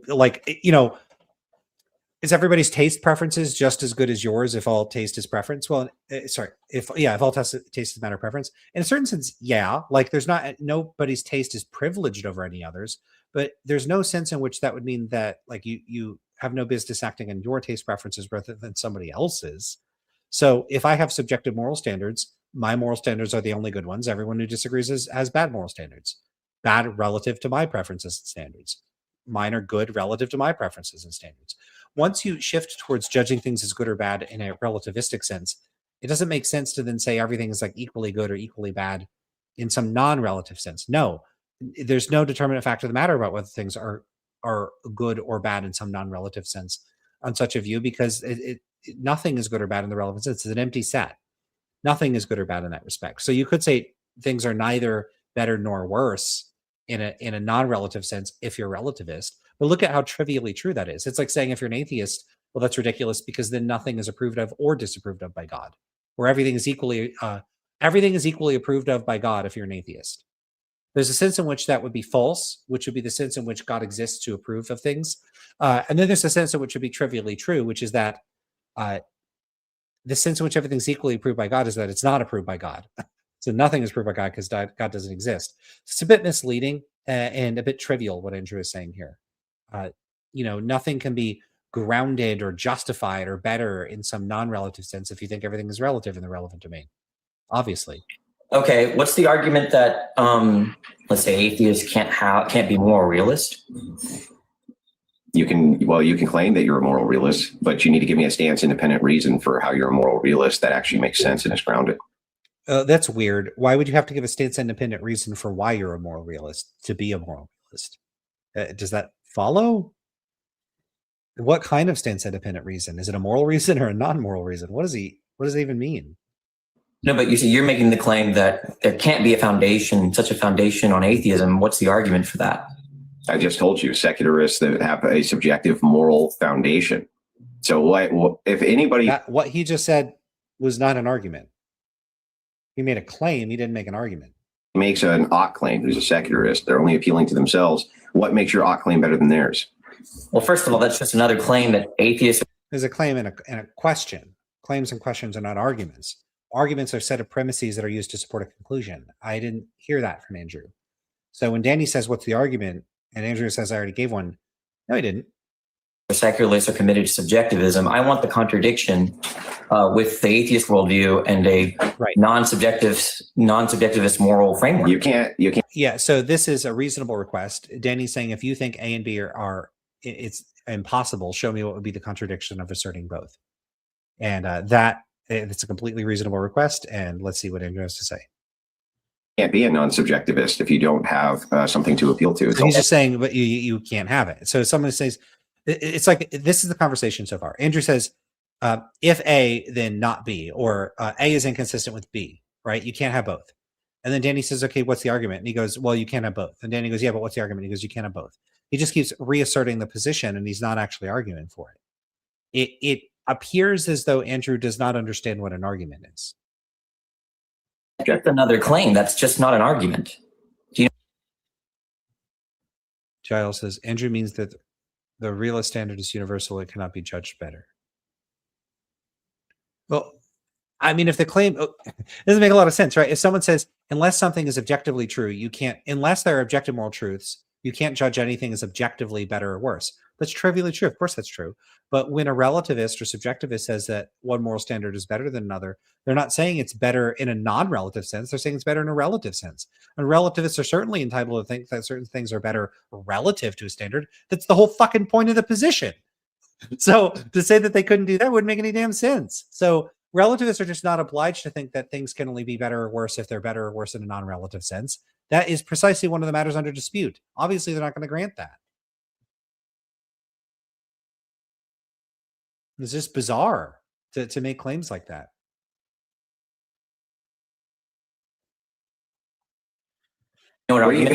Okay, so Danny, why don't you steelman my position? You don't have a position. You're just making claims without arguments. Yep, Danny's 100% correct. Now he's demanding Danny do work rather than do the work himself. So Danny comes up here asking something very reasonable. You're making claims, Andrew. Please present arguments for those claims. Instead of doing so, Andrew insists he's making arguments. He's not. And then when Danny continues to press him, rightly so, he then says, no, you got to steelman my position. No position has been expressed beyond simply an assertion of a position. There's not really much for Danny to steelman. And in any case, it's not really a reasonable position. If I say, what's your argument for X? And you go, steel man my position on X. No, do it yourself. What the hell? And also, how is Danny supposed to do that if Andrew hasn't presented an argument? You can't steel man an argument that hasn't been given. Bizarre. Okay. Do you need to have grounding of any kind to appeal to some kind of moral system? Does there need to be grounding in your estimation or not? I don't want to change the subject. Do you have an argument for your claim or no? I just made an argument. I made multiple arguments. He didn't make an argument. He didn't make multiple arguments. You don't know the You're not difference. responding. It seems like you don't know the difference There's not anything for Danny to respond to. between a claim. It seems like you're stupid and can't respond. Can you respond and tell me how is your when you don't know what an argument is? make an ought claim, Danny? Again, I'm not changing the subject, right? You're not gonna. Yeah. So what Danny is doing here is absolutely right. He's prohibiting Andrew from shifting the topic to something else. Andrew is insulting him in a totally unjustified and baseless way. Danny is not stupid, and he's not sounding stupid or being stupid here. So he's neither stupid in a general sense, nor is he being stupid in this case. And then Andrew just wants Danny to jump through hoops and perform some of their tasks. So Danny's pressing Andrew. What is your argument? And instead of giving an argument and saying, yeah, you're right, I wasn't giving an argument, here's an argument, he's now just trying to put the ball in Danny's court by making Danny perform tasks. So, here's the conversation. Do you have an argument? Yes. What's the argument? They give an assertion. That's an assertion. It's not an argument. No, it is an argument. No, it's not an argument, right? So here you have a person that's just making assertions. Danny's saying those assertions aren't arguments. Danny's correct. Please give an argument. And instead of giving an argument, Andrew is now giving Danny tasks to do. This is ridiculous. Give a fucking argument. Yeah. Okay. Goodbye, Danny. We're running away. Bye, Lou. So this is a total win for Danny. This is a very bad showing for Andrew here. There's no. This is a while ago. I don't know when this is from. Give me a second.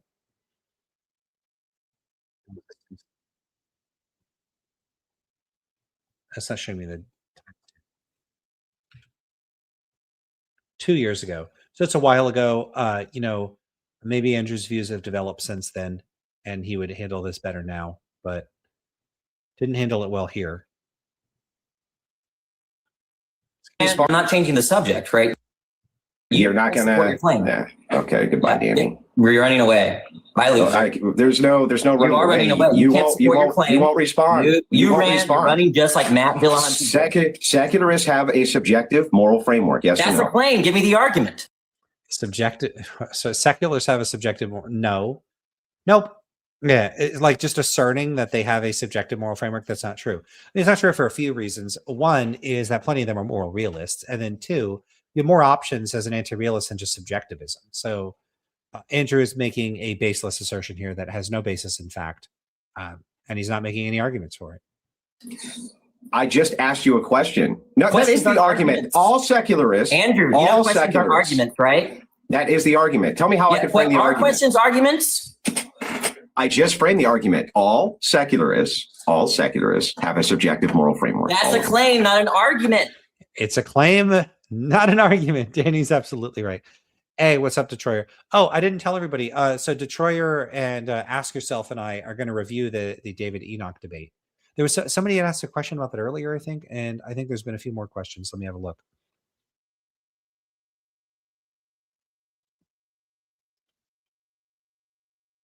All right. Who asked the question? Was it Sapir? Let's scroll back up. Yeah, it was. What's up, Sapir?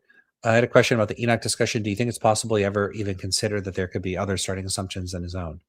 I don't know. I don't know. Probably, I would say, yeah, he probably has. I don't know why he was so close to my perspective, but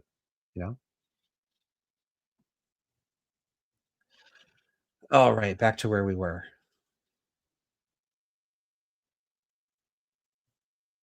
Spears says, I also thought it was weird that David Enoch was saying his starting assumptions are more plausible, but he couldn't say anything about why. Yeah, it wasn't clear to me why he thought they were more plausible.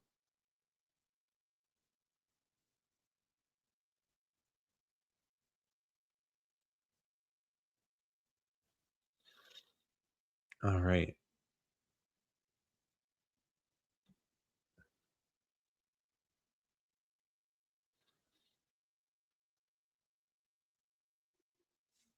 Yeah, okay. Do you know what It is an argument is? Okay, explain how it's a claim absent argument. Okay, so a claim is just a statement that needs to be supported. So when you're saying something like all secularists are subjectivists, that needs to be supported by a set of premises, okay, which leads to that conclusion, okay? This is logic 101. So when I give you the premise one, secularists do not believe in any sort of deity or higher power. That's the first premise. Okay, premise two, because they don't believe in a deity or a higher power, all of their claims that they make are subjective, only from themselves. That's what needs to be supported. Yeah, so that doesn't follow. He would need to present some kind of argument for that. I just supported it with premise one. If you agree with premise one, then premise two logically follows. No, it doesn't. Oh, geez, Andrew, no. Big blunder here. This is a big blunder.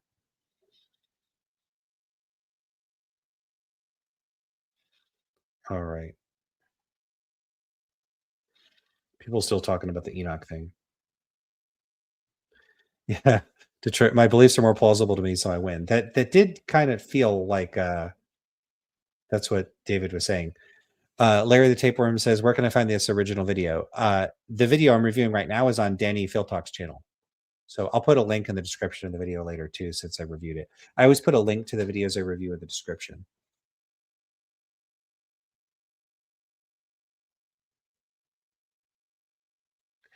Yeah, Eli said this. Yeah, Enoch almost seemed to think beliefs are plausible in themselves as opposed to plausible to a person. This is why I give like Matthew Adelstein the Bentham's Bulldog, Bentham's newsletter, whatever. I mean, he needs to be consistent. Like, why would you give yourself one name, Bentham's Bulldog, and then your blog a different name, Bentham's newsletter, and then what the hell do people call you? I'm Lance Independent on Lance Independent, the blog, and I have Lance Independent, the YouTube channel. I have different names for everything. It just makes things confusing and arbitrary and difficult. In any case, a bad branding for Matthew. Yeah, Matthew will just say things are intuitive all the time. Intuitive to who? Like they always just say things seems true, it's intuitive, but they don't specify who it seems that way to, who it's intuitive to. Do they mean themselves or to people in general, or do they mean intrinsically? What the hell do they mean? And they just, I've said this for like several years now, and Matthew still will just say things are intuitive. And he hasn't shifted towards saying, I find it intuitive. It's ridiculous and it's embarrassing. And yeah, even Joe Schmidt on his YouTube channel called this out, this failure to be specific. And it leads to mistakes where people treat certain things as like intrinsically intuitive or something.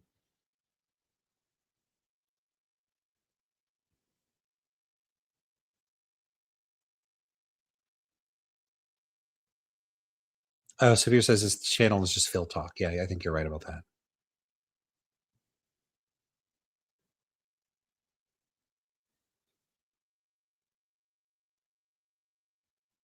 Right. No, that doesn't mean no. How does it not? Do you get premise two from premise one? Because did you just say that premise one follows? No, premise one, I accept premise one. It doesn't follow. Then if you accept premise one, then what would you say premise two would be then? Well, you said premise two is that they're committed. No, answer my question. What would premise two be as a logical extension? This is a nonsensical question. So Andrew says, imagine I give you one premise. What's the next premise? The next premise could be whatever you want. It doesn't make any sense. There's not any specific premise. The next premise would have to be premise one. That you're just saying secularists don't believe in God. That's all there is to say about premise. So if secularists don't believe in God, you agree that that's true, right? Yeah, that's by definition. Okay, so if that's true, right? And premise two is if you don't believe in God, you don't have any grounding foundation for your morality. That is the conclusion. And you can't just make that a premise. Andrew's very, very confused here. Very confused. He does not appear to understand what an argument is. He doesn't know how to structure an argument. He hopefully got help after this because if he hasn't improved, then he needs to improve because he doesn't appear to know how to construct a basic valid argument. That's what I want you to support. That's just a claim. How could you?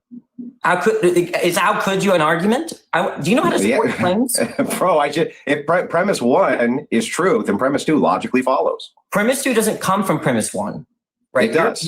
You're trying to infer that because secularists don't believe in God, that therefore you're not even here to debate. You're just being. You don't even know how to debate. You don't know. Yeah, I mean, it's incredibly ironic for him to say that Danny isn't there to debate when Andrew seems utterly incapable of even presenting a valid argument. This is not good. Andrew should be embarrassed by this and just say, "Yeah, I did badly here." And if he doesn't recognize that, then I don't even know what to tell you. But this is real bad. Again, everybody, this was a couple of years ago, so hopefully and probably Andrew's improved since then. If you go back and find a video from me from a few years ago, I'm sure I made mistakes. Probably not as big as this one, but I've definitely made my mistakes in the past, and I'm going to make mistakes in the future. Yeah, I unfortunately I got to say this right. Eli says the premises don't follow, conclusions follow. Andrew doesn't understand basic logic. Yeah, I didn't even notice that. We still haven't arrived at a conclusion, and Andrew seems to think premises follow from other premises.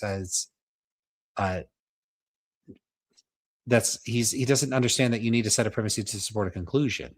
But there's no dividing line in his mind there. It's very confused. And then, like Ragnarok rightly points out, make my argument for me. This is a weird thing to do if you're unable to make an argument, is to ask your opponent to make it for you. Make my argument for me. No.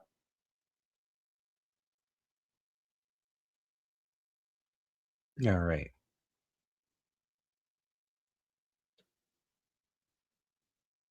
So Pierce says, for many examples I've seen, I don't think Andrew's improved.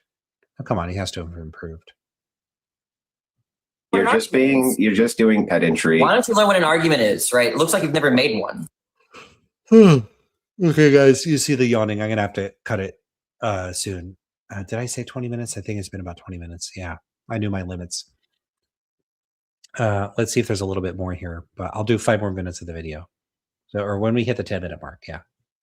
Well, I mean, I don't know, Danny. You still won't even engage with what I'm saying. You're just being Andrew or Danny is trying to engage. Danny's doing perfectly fine. Andrew is giving Danny a hard time here when Danny is not being pedantic. He's asking Andrew for the bare minimum, and he's not even able to provide that. You're just engaging in pedantry. That's it. Look, the subject is that you can't show. If someone's up here making claims and trying to argue for them, and you say, "Look, can you actually provide a valid argumentative structure for what you're claiming?" and they are apparently unable to do so, and appear to have no sense of how to engage in basic logic, it's a little weird for that person to then say that Danny is the one that's being unserious here and is just being pedantic. No, he's not. Support your claims. You can't show them to be true. This is the equivalent of me saying, of Andrew saying, 14 is a prime number. And then you say, okay, well, what's your proof for that? And then you say, well, it is though. How is it not a prime number? Make my argument for me for how it's a prime number. And then someone going, but it's not a prime number. And then they just say something irrelevant, like they give a definition of prime number. And then they say, so therefore 14 is a prime number. With just making an assertion with no set of premises that support a conclusion.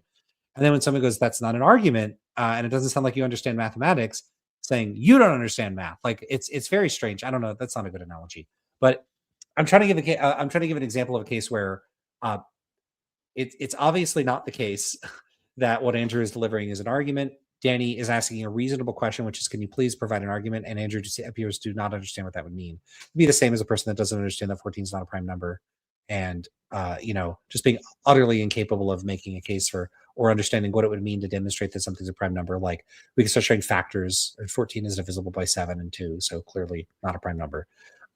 So that would be the way that you would end up arguing whether something is or isn't a prime number, is to start showing factors and doing that sort of thing.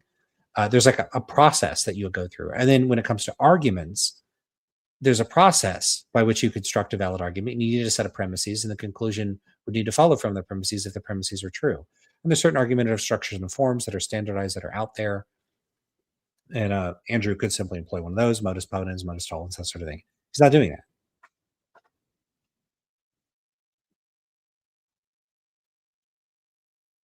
All right.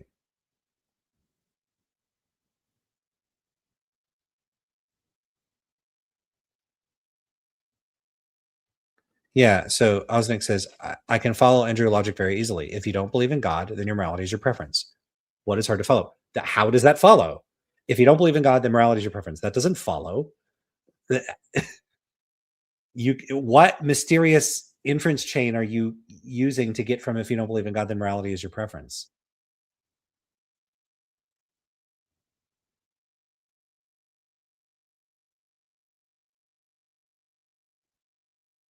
Yeah, okay. Trying to change the subject by asking me questions, right? Danny, can I ask you Correct. He's trying to change the subject by asking Danny questions. a question? Are you homosexual? I remember this when he just suddenly asked that question out of nowhere. Sexual? Yeah, I kind of figured. All right, have a good day, Danny. Again. I'm not changing. Look at what he just did here. Can I ask you a question? Are you homosexual? I'm bisexual. Yeah, I kind of figured. All right, have a good day, Danny. Again. I'm not changing the subject. I was just curious. Why did you want to talk about my sexuality? That's just changing the subject. Goodbye, Danny. What the fuck was that? What was that? Right? Like I already knew he did this. As soon as it shifted, I was like, oh yeah, I remember this particular point. The fuck was that, Andrew? Just suddenly asking him if he's gay, and he says he's bisexual, you say goodbye and boot him. Why? It's bizarre. I mean, this might be the most ridiculous thing I've ever seen somebody do in the middle of a debate. And I've seen a lot of ridiculous things. This is just baffling and weird. And it's pretty fucked up and wrong too. I mean, but I don't even know what the thought process here was.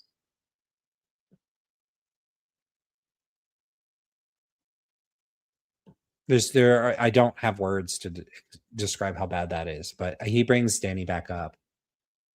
I was just curious, Danny. I was just wondering, Danny, that's all. These people absolutely refuse to actually engage in this. They just want to do pedantry. Like you want a formal premise for an argument you understand. Not a formal premise, a formal argument. And no, Danny didn't understand it because you didn't say anything coherent. You just kept making assertions.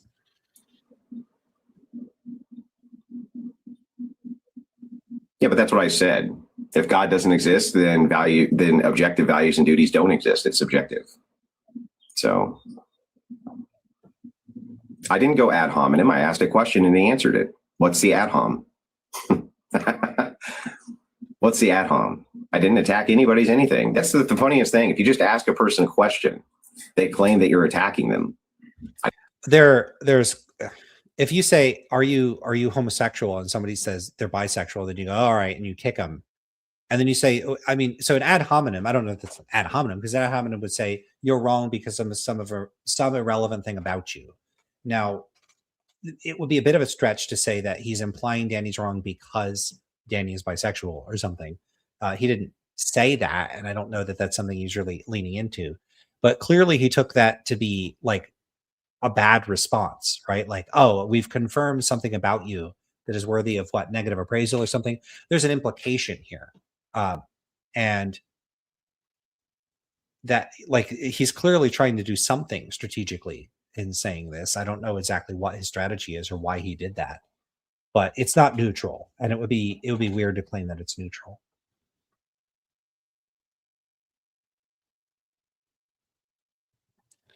Analytic philosophy. Hey, Lance, do you think you could have accepted David Enoch's starting assumptions and still have defended your metaethical view?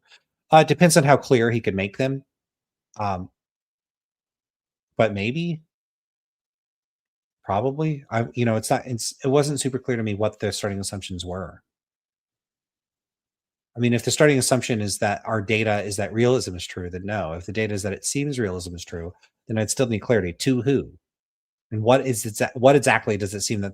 How exactly do things seem? So there need to be greater clarification. Without that, I wouldn't know how to answer the question.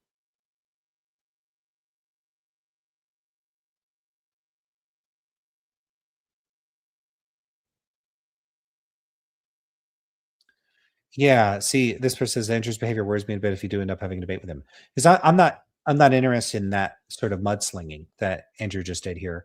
my goal is to discuss metaethics, and if things got personal or he posed questions like that,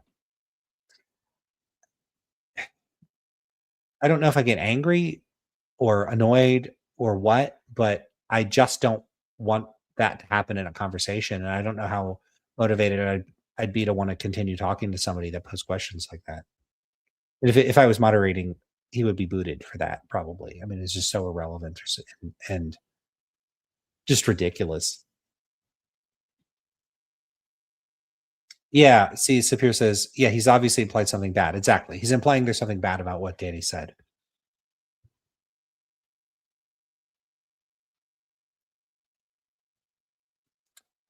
All right. I didn't attack him, but he won't actually engage with what's being said. Right. It's kind of typical of leftists, by the way. They engage in pedantry. That's all they can do. They won't actually engage with what you're saying. They understand what you're saying. They just won't engage in it. It didn't provide an argument for what? Political. I gave you a premise. You said it was true. That's all we need. All you need to do is admit premise one is true. And then what follows is you have no objective morals at all. You're wrong, Andrew. That's the problem too with the sophist, is that these sophists, they want to make sure that they never actually engage in what's being said. Instead, they want to engage in pedantic nonsense. Danny, I'll give you another chance if you're actually going to engage with what's being said. It's up to you. Like, I'll let you come back on, but you need to actually engage with what's being said.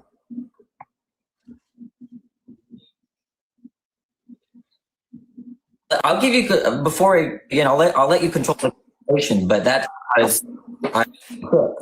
Hang on, Danny. Wait a second. You started early before you were actually up on the stream, so I didn't catch everything you said. So can you repeat what you said? Yeah, I'll let you control the conversation on the pain of me being kicked. So where do you want to go within the conversation? Because where I want to go. Well, let's start with this. Is religion good for the world? And is it good for America? Some cases it is, some cases it's not. If I had to place bets, I think overall it's good. Why? Why is it good? Well, I think that's going to depend on each person or society. I don't really think there's like a universal theory of it, but it's in America we have definitely a majority religion, right? There is a religion which is here in America. Do you think it's good that it's here? I really don't know. I'm finally saying yes. I could be corrected. Okay, so if religion is good for America, what do you think are the qualities of it that are good? Well, I think this life is kind of harsh. I think the idea of an afterlife, and if someone that loves you and motivates you to be the kind of person you want to be, I think those things are good. That would be some reasons. Okay, let me ask you this: do you believe that there is a God, or do you think that that's all fake? I don't believe in God. I believe God does not exist. Okay, fair enough. So let me ask you this question. It's the same question I was asking Matt Dillahunty. If you could lie to people, lie about something, and it ended up with good results for the people who were lied to, would you do it? I have done that before. Yeah, you have done that before. So if this is all a lie and you think it's a lie, but you think the outcomes of the religious are better than the outcomes of the secularists, shouldn't you lie to them? That's going to be a case-by-case basis. Yeah. But generally, yeah, I do. I have people that I talk to, whether it be my own family members or friends, I say, look, you should just be a Christian. What's this got to do with metaethics? Because it seems like Christianity for them is their hope, meaning, and purpose. So this is a great point. Why are they talking about this, though? I thought Andrew just wanted to engage in the previous topic. He was accusing Danny of not being able to engage, so why change the subject? Great point. So the subject was metaethics. He gives Danny a hard time about not engaging, and then when he brings Danny up, he just changes to an entirely different topic. And so you're seeing a common theme with the previous video is Andrew jumps topics. Shouldn't atheists, if you're getting better outcomes out of people by them believing in a higher power, shouldn't atheists go ahead? Wu-Tang. I love the name. I haven't heard Wu-Tang in a long time. I was listening to what are they called? A Coast Contra. Have you heard them recently? And I've heard some comparisons to Wu-Tang. Don't know if you're familiar with them at all. But Yeah, cool. I like the name. But yeah, if there's no more meta ethics, then I think we're done here. Oh, where do I remove this? Oh my gosh, I'm so tired. I don't even know what the interface I'm dealing with anymore. Thank you for everybody for the super chats. Really appreciate them. I seem to be getting more lately, which is a good thing. Which let's keep the momentum going. I'm not going to say no.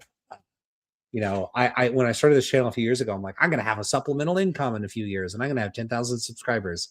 Nope, that didn't happen.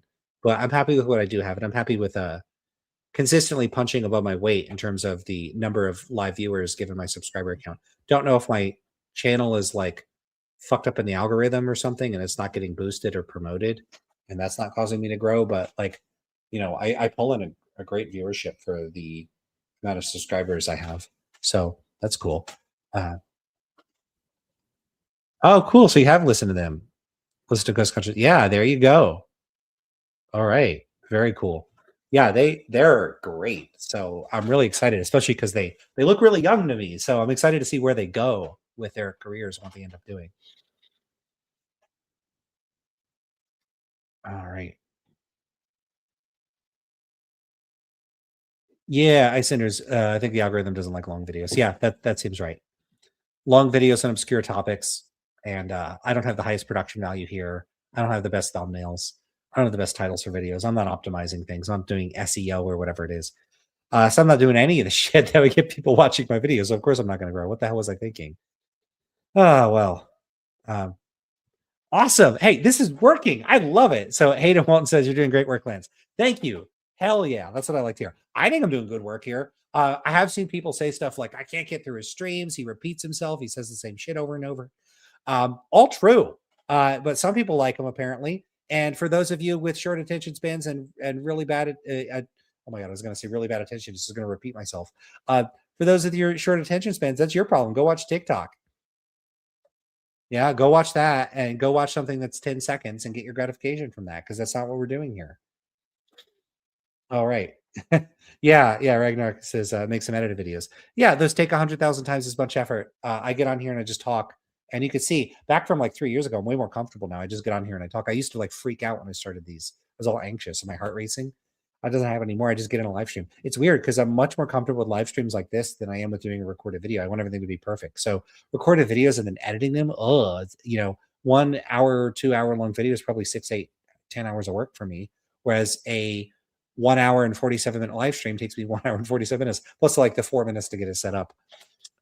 So it doesn't take that long. Really appreciate it. Hayden, I shouldn't have knocked you off either so quick. Oh, that's a good question. Any tips to get Alex O'Connor's YouTube? I know you did his friend unsolicited advice. No, I don't even remember if I've emailed Alex before. I probably have a few years ago. I don't know the best way to get in touch with people that's going to bypass all the spam filtration and like, like, hey, maybe I should go on your channel. But no, I haven't spoken to Alex before and we haven't set anything up and we've never had any interactions to my knowledge. But I'd like to go on his channel. He's welcome to come on mine. I don't think he would, but yeah, I would like to talk to some of the higher profile people. Yeah, I mean, for a number of reasons. I mean, one, it's going to give my channel a big boost. So why pretend and not think that matters? People will be like, oh, that's not why. Fuck that. Of course it's why. Of course I know if I go on some big channel, that's going to get more people subscribing to my channel. And of course I'd like that.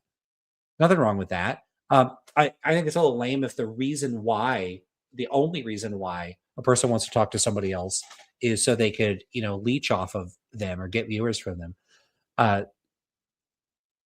I always think about like who it would make sense for me to talk to. And I certainly think it would make sense for me to talk to Alex.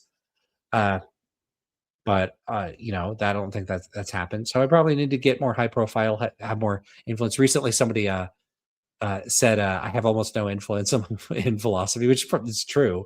But it is funny that this is coming up in a discussion where we're like we're discussing realism and anti-realism, as if that's remotely relevant to whether I'm right or wrong.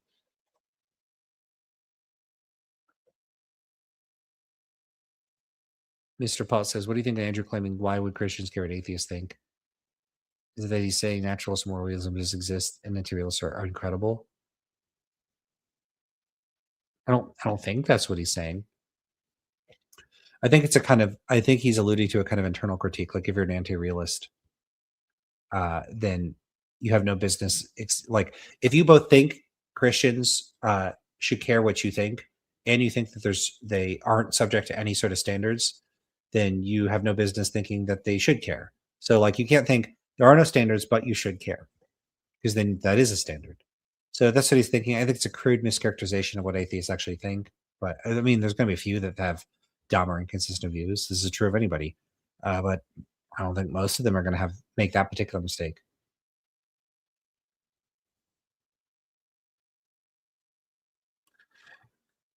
All right.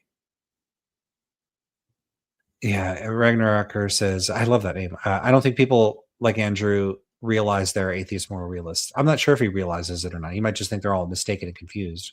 Maybe they are.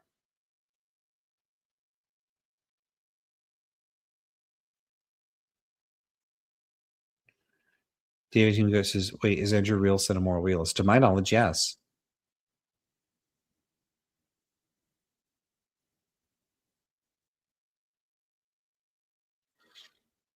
So Pierce says, Lance, I hope your channel never changes aside from gaining popularity. Well, I'm going to have a new studio and I'm going to have a better background eventually. I might end up keeping, although it's not entirely empty, there's a random sheet of paper, I don't know what that is, headphones and Valentine's Day card. So it's not entirely empty. I got to get it to be empty again. People really seem to like the empty shelf.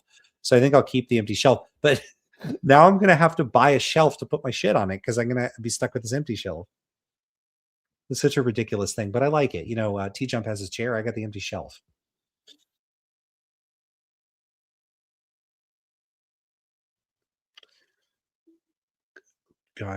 Giles says, if you hold a moral standard that is objective, I can't even pronounce things anymore. If you hold a moral standard that is objective but not obviously universally accepted, then are you a moral realist or an anti-realist? You're a realist.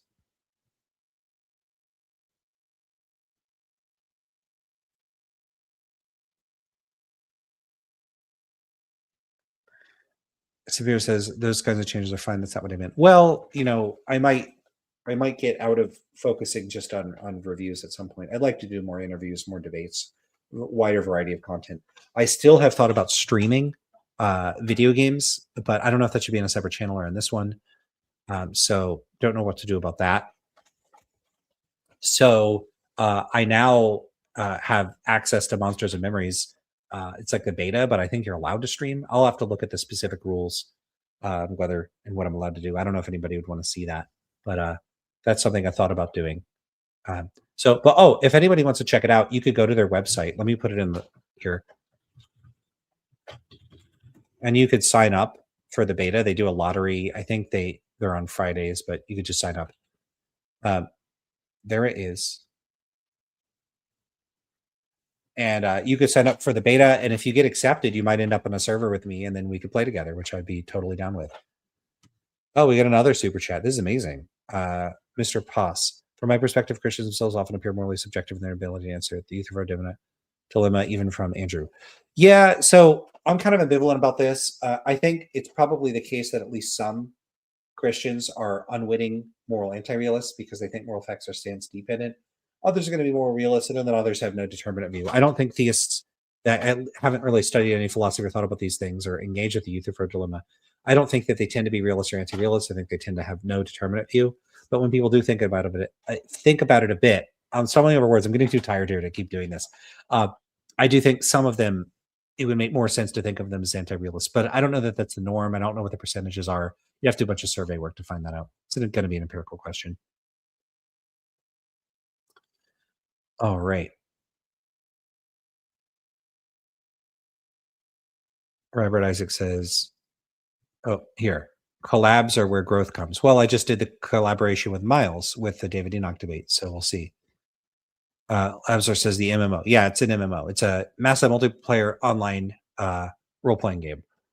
It's heavily inspired by the original EverQuest, and it's currently in its beta phase. It's going to be, it's slated for early access in October. I think they moved it to. And yeah, it's an online game. You fight monsters, go to dungeons, that kind of thing.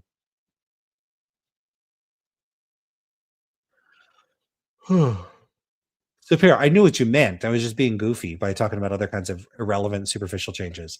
But Superior says, I'm open to that as well. Sounds cool. I mostly just mean a lot of channels get audience captured in weird ways that can change for the worst. It seems very unlikely with me. My so I've always had a problem being parts of communities. I really don't like dogmatism and tribalism. And I do worry about audience capture at times, but I don't think it's a big risk with me. But yeah, I mean, certainly anything can happen. All right. I think that's it for me, guys. My eyes look at my eyes. Look at them. They're like half closed. I have those like tired, I look like I smoked a bunch of weed or something. I didn't, but I do look like it. Jesus. Okay. I better get to bed. This is what happens when I do a late stream. All right, everybody. I'll wrap it up there. Do like the video, share the video, subscribe to the channel if you're not already subscribed. Leave comments in the comment section. Go check out the David Enoch video or my debate over on the Miles Donahue channel. I think it's been pinned up there for a while now. If you got questions, throw them in the comment section. If you do, go check out. I'll add a link to the videos that I reviewed here. If you go check those out and you leave a comment in the comment section, don't be an asshole. Be polite. Don't be toxic. Don't contribute to YouTube's laziness. You know, we can elevate the quality of YouTube discussions if we work together. There's a ton of people in the comments in the David Enoch. This is 500 something comments, so probably half of them are mine, but the other half are all the other people. So go check that out. There were some pretty nasty people in there. There's a lot of people trying to make fun of me and insult me. Yeah, I don't think they realize how ineffective that is. Like the trolley people that are like, Lance has no influence and just insulting me. A couple things to say. One is, if you had good arguments, you would present those. You wouldn't just rely on the insults. So it just makes me think they got nothing. And that emboldens me. And the second is, it just annoys me a bit. And then I'm a bit dispositionally a bit like the Hulk, right? So like the more people piss me off, the more it motivates me to just keep fighting. So thank you for insulting me in the comments. It lets me know that your position is not one you're capable of defending, because you have to try to insult me instead of actually try to defend your view. I let them run from debates. I invite them to discussions. They ignore me. They don't want to have them. I tell them they can seek me out. They can email me. They could easily go to my page and contact me. They don't. So you got a bunch of people over there doing that kind of crap in the comments. And it's pathetic when people do that. But don't fight with those people. It's not worth it. Yeah. This person, I recall that Enoch comments pretty rude at times. Yeah, a lot of rude people, but you know, they're entitled to be rude. Yeah, what else can you say? All right, everybody, have a good night. Anyway, so saying all that, be polite to everybody over there. Don't be like those people. And that'll do it. That'll do it. Until next time.